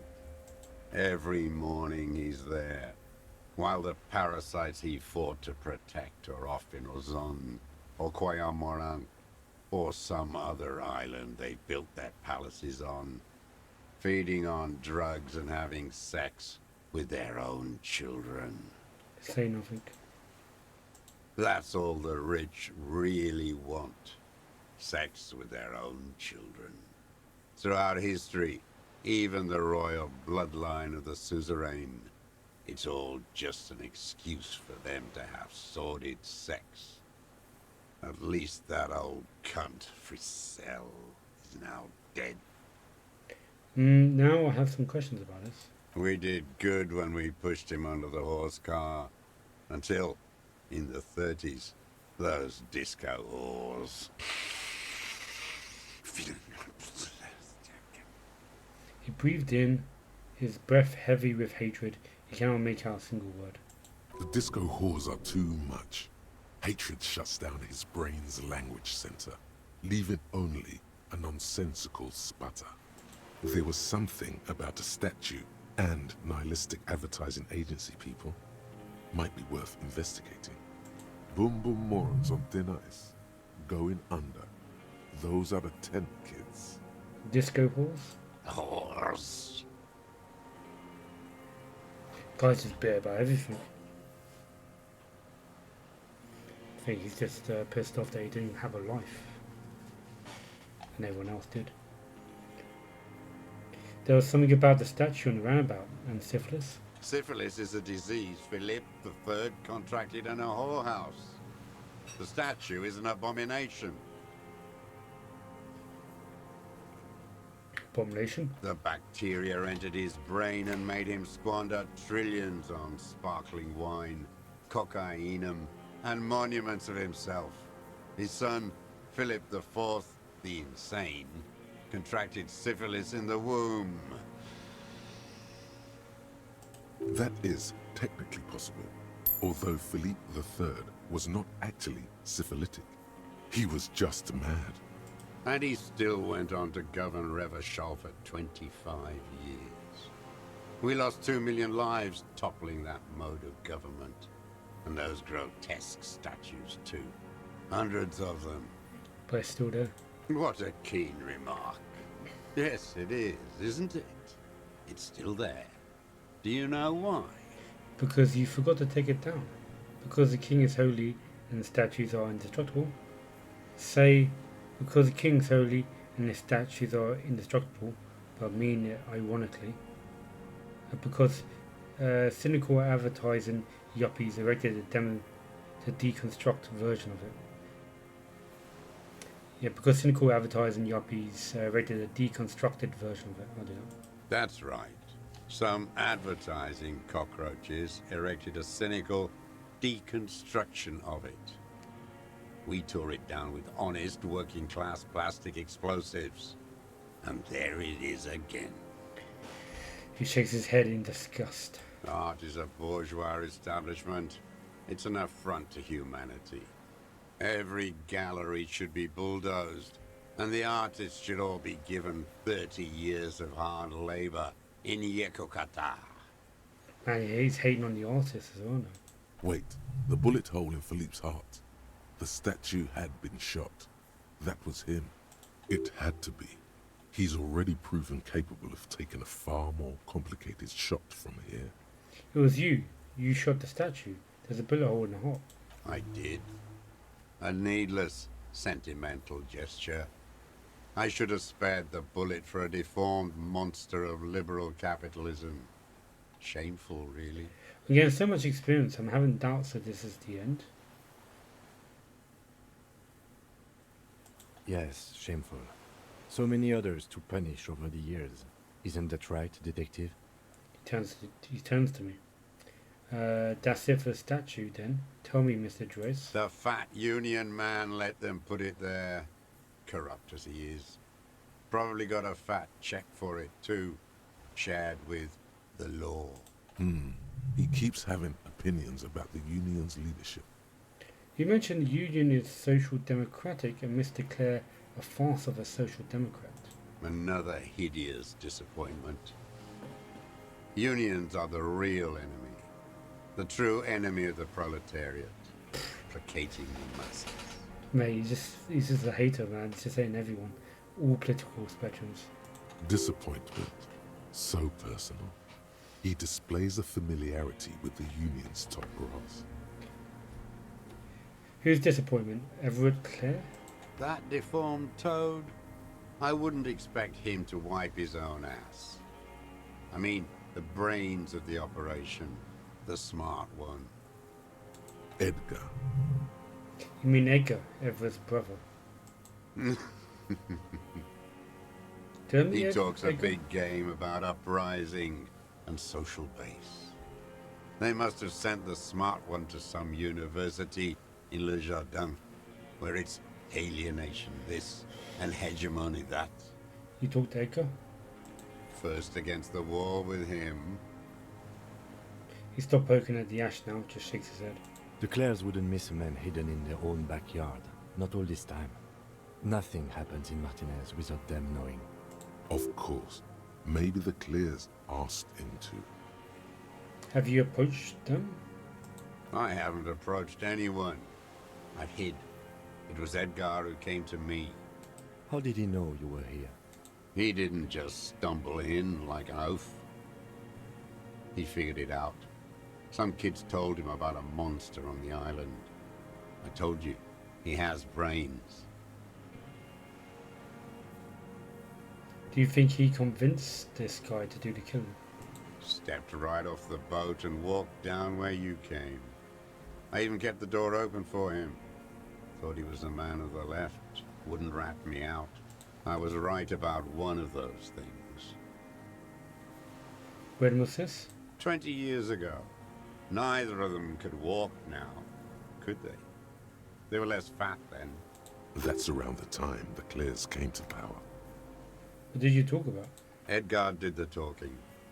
Paid his respects like I were a fossil in a uniform. Offered platitudes about the struggle. Flaunted his pink degree. Even quoted Mazov. Never trust a social democrat who quotes Martov. Oh, and charity too. They love their charity.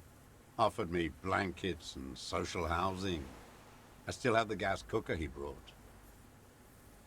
So he let you be here? Let me be here? The ZOC is an unlawful successor of the Commune of Revachol. We took this fortification from the Loyalists. Even the Clares understand this. They let him be here. Understanding was a courtesy. But why such a courtesy? Mr. Dross, did you kill the Colonel mercenary for the Clares to incite a riot? The plot thickens. You know why I killed that fucker, Dwat. As to Edgar, I'm not doing anything for that swine again. Again? What have you done for Edgar before? Tried teaching him some Marzovian socioeconomics. They didn't stick. We parted ways. Okay, he didn't do the hang the man for them. But he's insinuating something. Okay, we've got even more on logic. +2 he shot the statue. +2 talked to everyone about the previous fall wound. The boom boom boom morons on the ice. They were boom boom imbeciles. At least they're not there anymore. What more is there to say? They're duped by bourgeois culture. I've seen their kind pop up, like worms after the rain.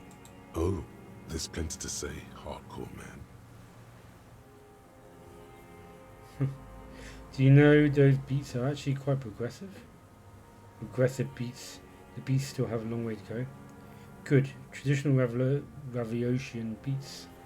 Moronic at all. Not moronic at all. Indeed. What more could these possibly be to say about these beats? What more can there possibly be? Do you know these beats were actually quite positive? I don't think now is the time for this, officer. To no avail. Beats. Violent bourgeois language. Even music is a form of homicidal competition. Saxophone blowing anti-communism. By the cock parading in his colourful uniform, you mean Rene? Every fucking morning for 34 years. Throwing that ball. One ball against the other. I've always loathed that game. That is not a working class game. I don't care what they say on Radio June. Royalist ghouls played like it was life itself. Click, clack across the water each day. And that uniform, like a parrot plumage.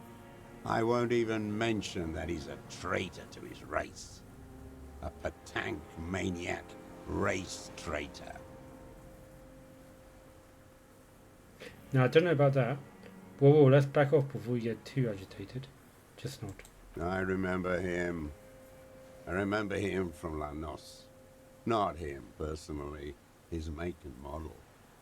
There were tens of thousands of them. I thought we took them all out before the liberals came to their rescue. We missed one.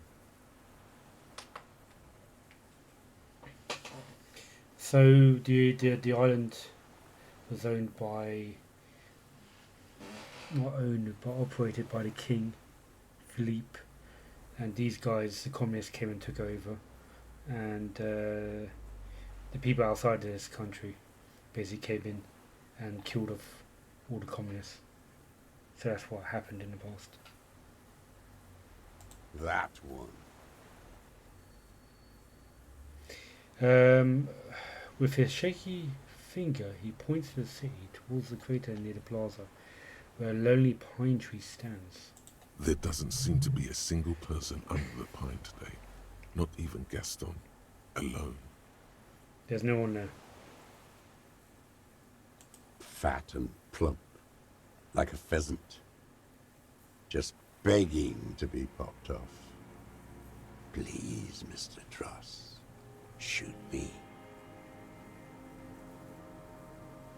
Did I kill him? Not yet. I like to look at him strut around, place the crosshair on his medals, right on his face, and just fiddle the trigger. Think about it. Let the bomb melt in my mouth. Save the treat for later. Lieutenant asked cheerfully. He is a juicy bonbon, that one. A real treat for the black day. The blackest. When I put that gun in my own mouth, I think, no, don't waste it. Put this lead in that cock, Rene. For the boys he killed. And then I look at him throw those balls, and I suddenly feel better. I even hid one bullet, so I'd always have one for him. Haven't seen him around lately, strutting around. Must be down with arthritis. I hope it hurts like hell. I hope he sweats blood. When he is dead, he died of old age a couple of days ago. Bad arthritis, yes. He's not playing this week. Why? Renee is dead. He died of old age a couple of days ago. No. Yes. I waited too long. I waited too long and now he's dead? I'm sorry, Mr. Dross. I understand you knew him for a long time. They're all dead now. Fuck it. You cared about him? All human beings care about each other. I cared for seeing his head explode. And now, God damn this world. He reminded him of himself. The same hatred. The same. You try to think of something else, but no. It's just hatred. I'm sorry. Fuck you.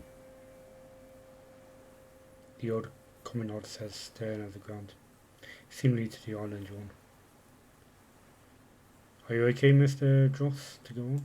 You think I haven't seen people die? It's all I've seen them do. Fuck and die. All the other plans we had. To love. To colonize the Pale. It's all fucked. He's not okay. This is just another black day in a row of black days. Something strange is keeping him together, making him endure. Alright, let's do the black one. Black one? The red. Logic.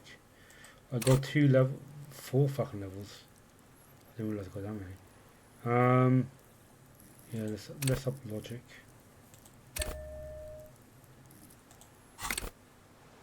$72. Yeah, I'll go now. Come on.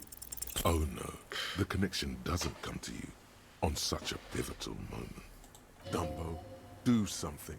You can't zone out now. This isn't Doodaloo dance time. Slap yourself in the head again. Jumpstart it. That's bullshit. That was good percentage. Wait, it's about him meeting Edgar and a deal. Something with the union boss? Punch yourself in the head. Kim, what do you think about it? About this, you know?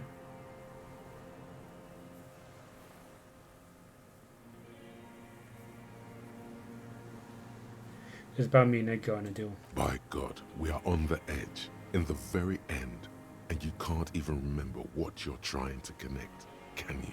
While the murder suspect stares at you with contempt. Something with the union boss? Punch yourself in the head. Officer. The lieutenant watches you beat yourself in the head again, the second time in this interview. He quickly realizes what is happening. Mr. Dross, about this deal you made with Edgar, the death of the colonel mercenary was only coincidentally beneficial to the Clares.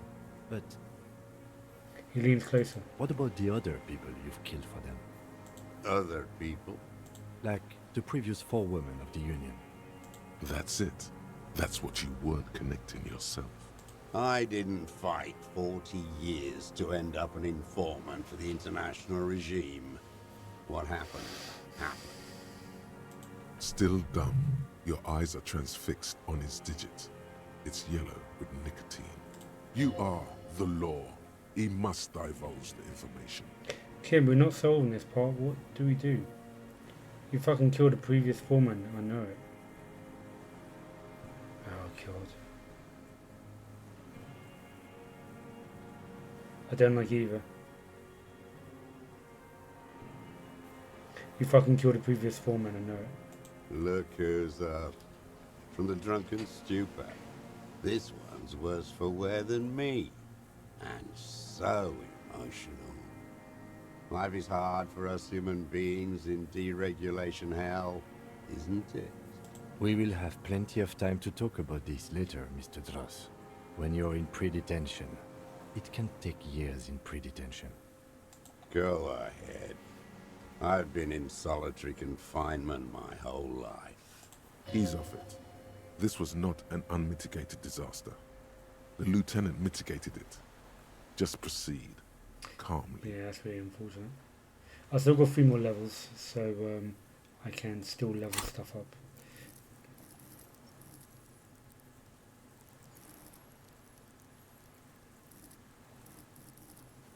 Alright, we'll come back to that later.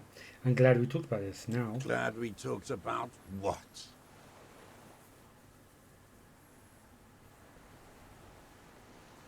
I want to ask you again about people you don't like.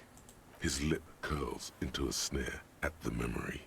I don't even care. Glad we talked about what?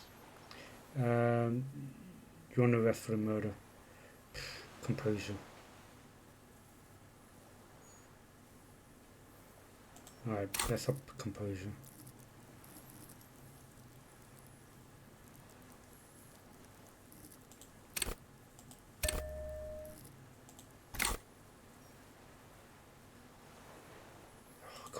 Oh god. Do I do it one more time? No. Let's save him. 72, I failed on 72, come on. For a 60-year-old man with stomach Just trouble, fucking this up. who spent his entire life alone on an uninhabited island, he seems surprisingly fit. There's 1 out. That's it. Squint at him. He's prone to erratic hand gestures and clearly malnourished. But that's it. You can see no more by looking at his slouched frame. The moment passes, and you say, Composure again. Come on, I better do this for all this time. Oh, it's still locked. Alright, I'm sending you under arrest for the murder of Colonel in Martinez. What? But you said I would be taken to the... the sum of all the erratic movements, fidgeting, and mood swings he's been exhibiting. The wind picks up. The silence on the water is broken all around you. Little shivers of waves appear. The lieutenant continues, like an incantation. Your Wayfarer rights have been suspended. Information provided to the officers on the scene will be used against you by the prosecution. You will be given legal counsel within 1 week and must face court in 44 days. Do you understand? Do you understand? But... Do you understand, sir? no, I don't want to. I have to stay here. He looks at the reefs, eyes submerged in growing terror. He's sweating. Beads are forming on his forehead. Your confirmation is not required, sir. Now on to the boat.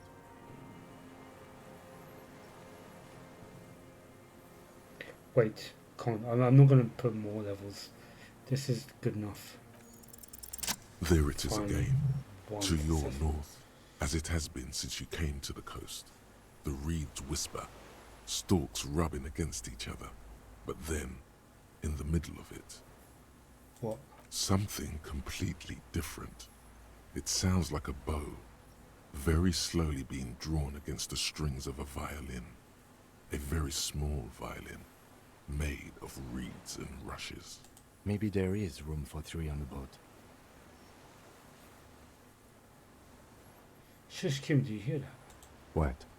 What are you talking about? Is this... really us? Your skin crawls. What's going on?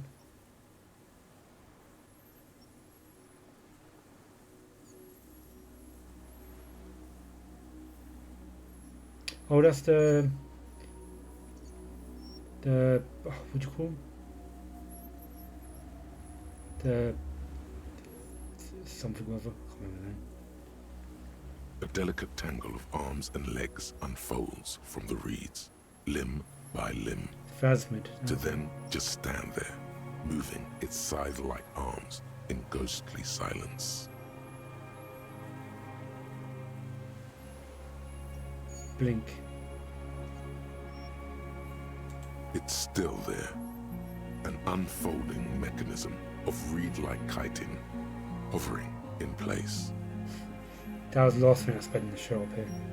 What was that? Point to it. What are you talking about? The old man looked at the reeds and they knew. The giant stick insect. There's nothing there. He looks confused. The stick insect is over 3 meters tall. It looks straight at you with its tiny pinprick eyes and its grotesquely small head. You feel your legs shaking under you and your gun hand rise instinctively. This is... I see it. Tell me what you see, damn it.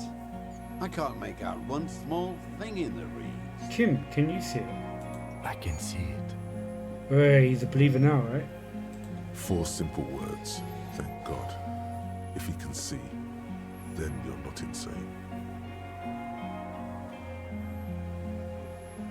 But that means it's really there, spinning slowly, in absolute silence, its limbs long and slender.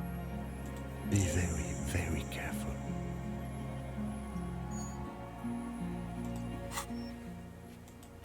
Inspect the plasmid.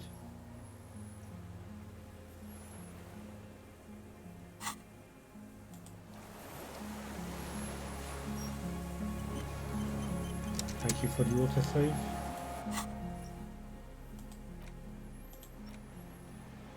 I got the gun. I'll leave that for now.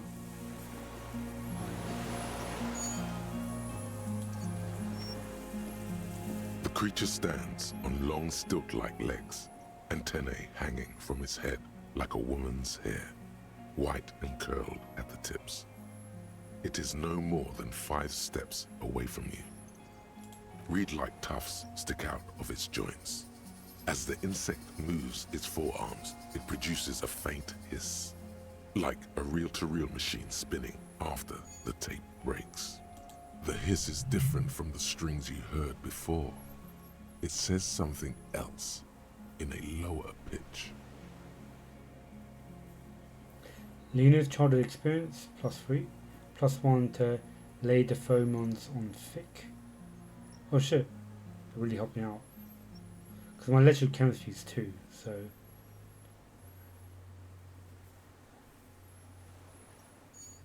listen carefully.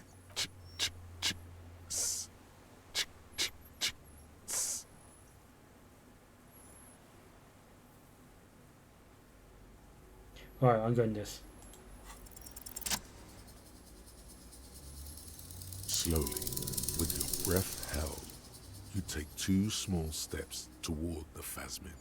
The creature lets out a series of ultrasonic clicks that swarm around your head like swallows. Like laughter, a sort of happiness. The tracheal system on the creature's abdomen expands in front of you to take in and expel air. It's smelling you. Hissing and clicking, it extends its mandible-like antennae to greet you. You're right below it now, looking up at the colossal chitin of its white limbs. The head of the creature is crowned by reeds, and its eyes are like small droplets of water. Raise your hand slowly. Raise my hand slowly. The insect stops its stridulation, seeming to observe you. Below its crown of reeds, little pinprick eyes detect motion, glittering. The world stands still around you. Suddenly, there is silence. Raise your other hand too. I'll raise your other hand. As you do, the invertebrate comes to life. its limbs moving independent of each other, as if each has a mind of its own. They are white, like stalks of porcelain, knitting above you, praying to you. Quality. That's why I pray. Unwittingly, the insect continues its stridulations. As it moves, tuft-like structures, still pretending to be plants, rustle along on its joints. Perhaps it is preparing to eat its god. Hello, Harry. Do you really know who I am? You smell at me. Maybe it is real, the pheromone. The lieutenant's mouth is agape. About now, he is ready to believe in anything.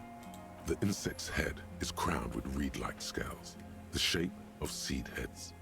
They rustle as the air moves. The ventricles at its abdomen continue expanding, like lunglets. Breathing you in, your sour, greasy semiochemicals on the breeze. Hello, I'm Harry. I don't really know who I am. No reply. A total ancient silence comes from its mouth, along with what appears to be some kind of foam. The stridulations of its limbs continue all around you. Stand on your tiptoes and look more closely. You were right. Little bubbles form on the mouth parts of the creature, on its segmented lower lip. It looks to be foaming, slowly. The foam is white, then yellowish. The faintest smell, like you've never felt before, like burnt roses. Kim is foaming. Careful, it may be poisonous. Lieutenant watches you apprehensively. The foam slowly turns a darker shade, like burnt caramel, as the insect moves its mouth parts, masticating. The little bubbles begin to burst, one by one, letting out that same smell, like summer burning. Inland Empire spoke to the hangman. +2 did not give up in the Phasmid. +1 know of the Parthenogenesis. Tell me what you're doing here, dear. I exist. I'm talking to an insect now. I exist too. Yeah. Tell me what it's like for you. Fire burning. It's wonderful. I'm ill.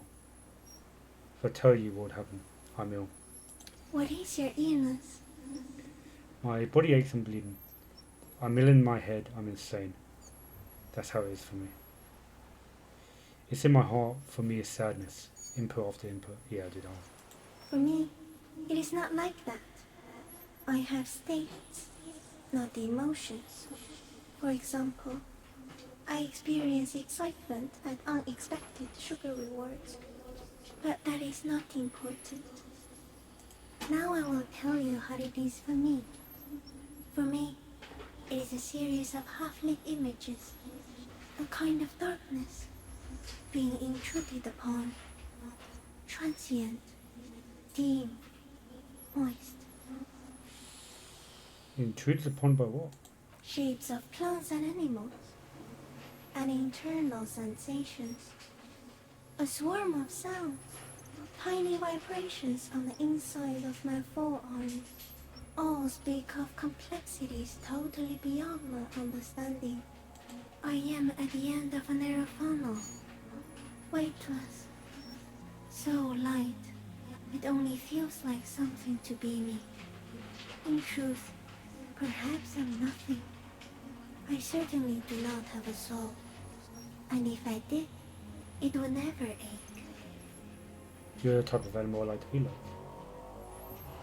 I'm glad to be me, an incredibly sensitive instrument.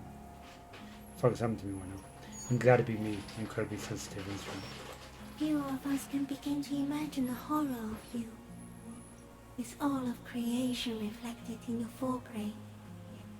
It must be like the highest of hells, a kaleidoscope of fire and rotting glass. Eternal damnation, even when you're sleeping, and when you wake, You carry it around on your neck, with eyes open that cannot help but swallow more behind the mirror. I feel great, mute empathy for you. It's hell. I changed my mind. I want to be you. It was very disorientating at first, but I'm keeping my shit together. That must be incredibly hard. The Arthropods are in silent and meaningless awe of you. Know that we're watching. When you're tired, when the vision spins out of control, the insects will be looking on, rooting for you. And when you fall, they will come to raise you up. Bud from you, banner-like, blossom from you and carry you apart in a sky funeral, in honor of your passing. But not me, because I'm just a leaf eater.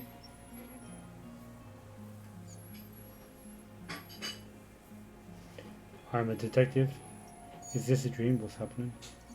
Where does this come from, all this around us in the world? Not even the birds know that. Not even the water lily. We need to know. Perhaps it's sent to us by God. Then all we can do is beat our fists against it, day after day, with no answer. You can also eat it. If it's a leaf, you can put it in your mouth. Yum yum. Or read. Wait, so So you look like a reed and you eat reeds? Yes, they don't mind. Have you accidentally eaten another reed phasmid? Yes, I once cloned myself and ate the little ones. It was winter, and I woke up at the wrong time. It was an accident. I am a detective. This is the most oddest conversation I've ever had. Okay, let's just move on from eating yourself to I'm a detective. So am I. I was born to detect sucrose rewards and semiochemicals. What were you born to detect? Yeah, I was gonna say also that. Yeah, fuck it. I can also detect pheromones. The ones on you tell me that you are not with me, and that I will benefit from your closeness. In short, I love you. I have more luck with an insect than anyone else. Is this a dream? What's happening? No, you're awake. I am real. Light is forming me. This is real. What's actually are you? I am an unknown species of the order Phantasmodia, endemic to the Insulindian Insula. For the last 350 years, I have hidden in plain sight, masquerading as the reeds, molding, cloning myself, unfolding at night to play with trash bins and boys. I went unnoticed by the first settlers and the land surveyors of the suzerain. Also, by the soldiers of the revolution and the officials of the occupation. Even the Seminese islanders who came here first, but did not stay, have not seen me.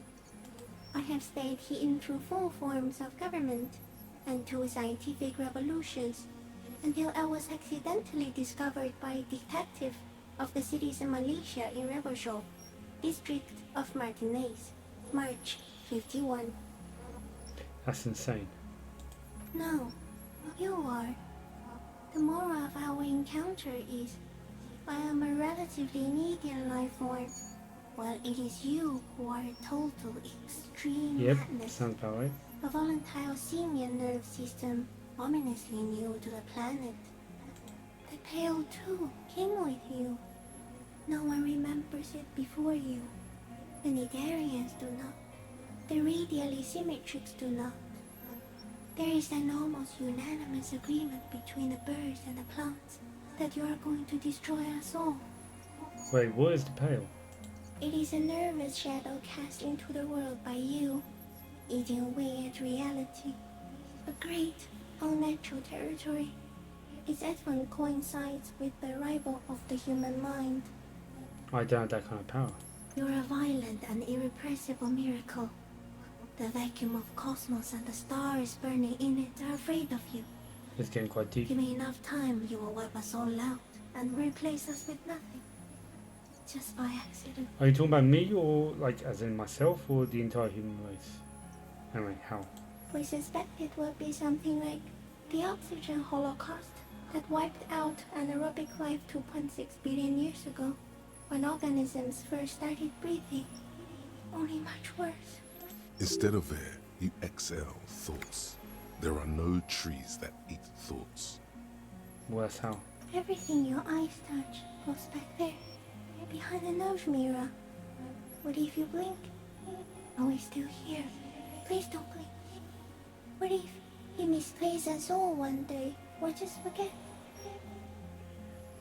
I have always thought this way. Blink. They asked me.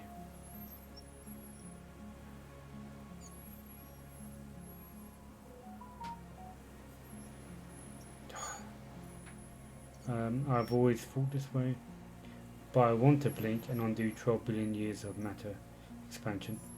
I've already forgotten the whole world once when I drank too much. I'll be extra careful not to blink. Stick and say, don't worry. Please be.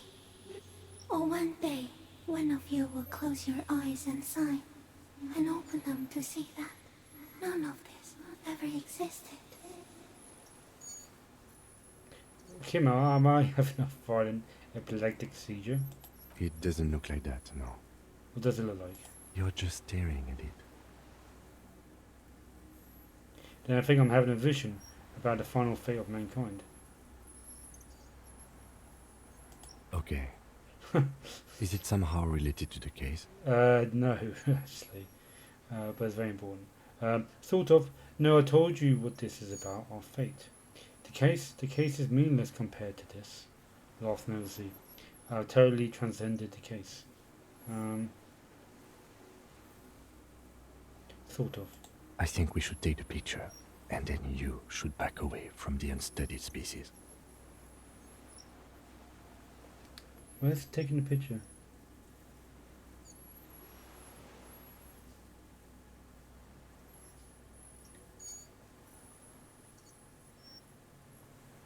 I say goodbye for now. I have no more thoughts, that was all. No, there is one more. No, there's one more thought? Of all the creatures I've met, you are the kindest. Of all the creatures I've met, you are the scariest. Of all the creatures I've met, you're the most beautiful.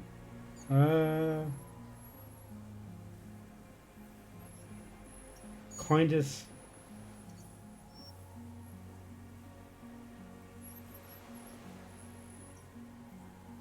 Or beautiful. Kindest.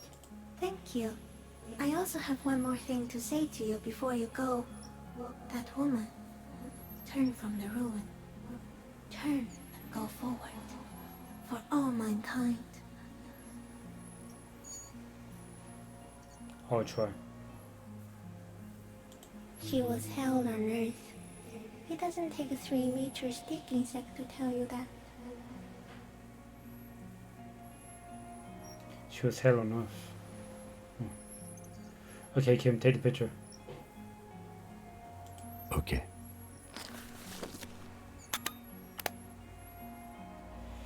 With a slow ring of metal, Lieutenant slides the lens open and raises it to eye level.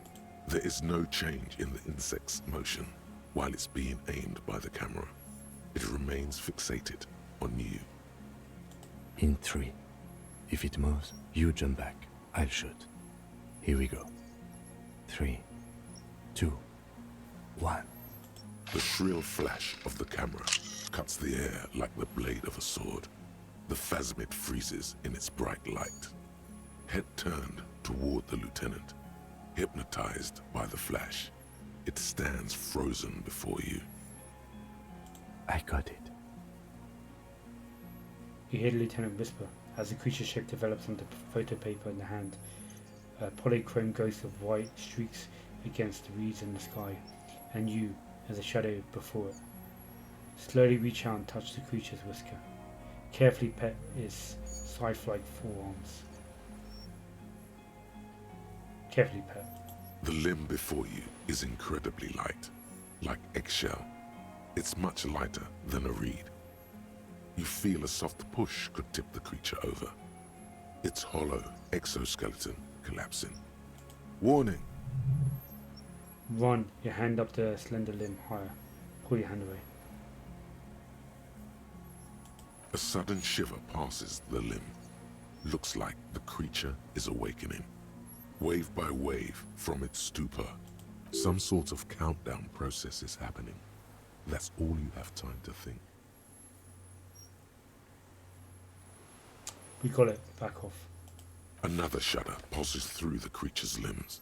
It jolts back to life, like a record continuing where it left off, in a swaying, praying motion. Even the small black pearls of its eyes do not stray from you. Disengage slowly. As you're turning away, the phasmid mirrors your movements, stepping on the water, the long limbs carrying its feather weight without breaking its surface. That was a crazy interlude.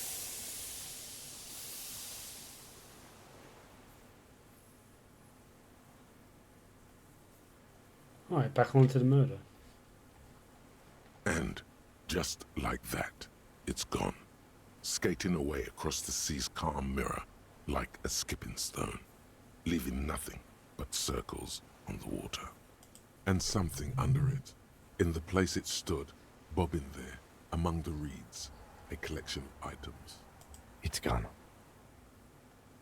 The lieutenant looks north with his hand raised to his brow. He can walk on water? Apparently, yes. Like a water strider. Only, I've never seen anything like that in my life. What's down in the reeds? Looks like a nest of some sort. We should have a look. What now? What now? The old man behind you repeats suddenly. He puts his hands into the ash. It's dirty and black. In some kind of strange, semi-catatonic state. Our suspect is not looking so good. We need to check on him. Ooh. Got some bonus signs. Fair Weather T5000 helmet. Plus 1.5 right, minus 1 suggestion. A rifle scope. Oh! There's the scope. Thank you, Persmid. Come to save the day. A common 30mm sniper scope attachable to almost any bolt action 4.46 caliber. It uses an older style non-dotted rangefinder vertical. Seaweed is still stuck on the lens, and this suffered water damage from the time in its plasmid drowning. And the helmet. Oh, is this from the guy I shot earlier? This monstrous-looking bug-eyed ceramic helmet was in the phasmid's nest. It still has some reeds sticking out of it, and it smells of seawater, but it's otherwise wearable. If it's not exactly comfortable, putting on feels scary somehow. I'm probably going to have to leave it there for a night. It's actually 4 minutes to 10.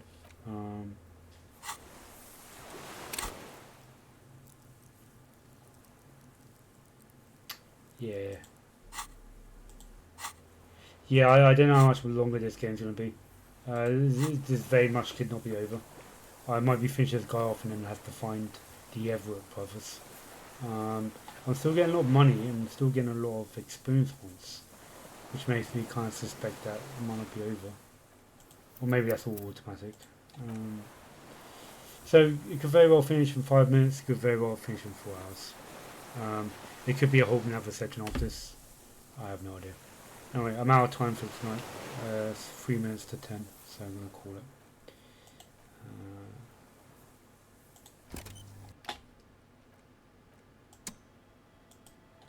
I was hoping to finish that guy's dialogue off before I finished tonight, but just went on for quite a while. Man, I was messing up on all those dice rolls. Just having bad luck after bad luck. Still seems to be continuing though. I seem to still be able to complete it. It's a bit weird though, like gameplay wise. Like even if you mess up, you're still able to continue. Thank you, Rusted Heretic. Good to see from you again. Rest in peace on the walls. Yeah. Just having a bad run of it today. Yeah, it was a good stream. Getting there. I'm close to the end of the game now, I believe. But yeah, thank you all for watching. And yeah, I'll be playing next Tuesday and Thursday. So next Tuesday I'll be playing Mordes. And next Thursday is Deltarune, their release, chapter 3 and 4. I'm going to jump straight in on that. So yeah. Join me then. Right, thank you.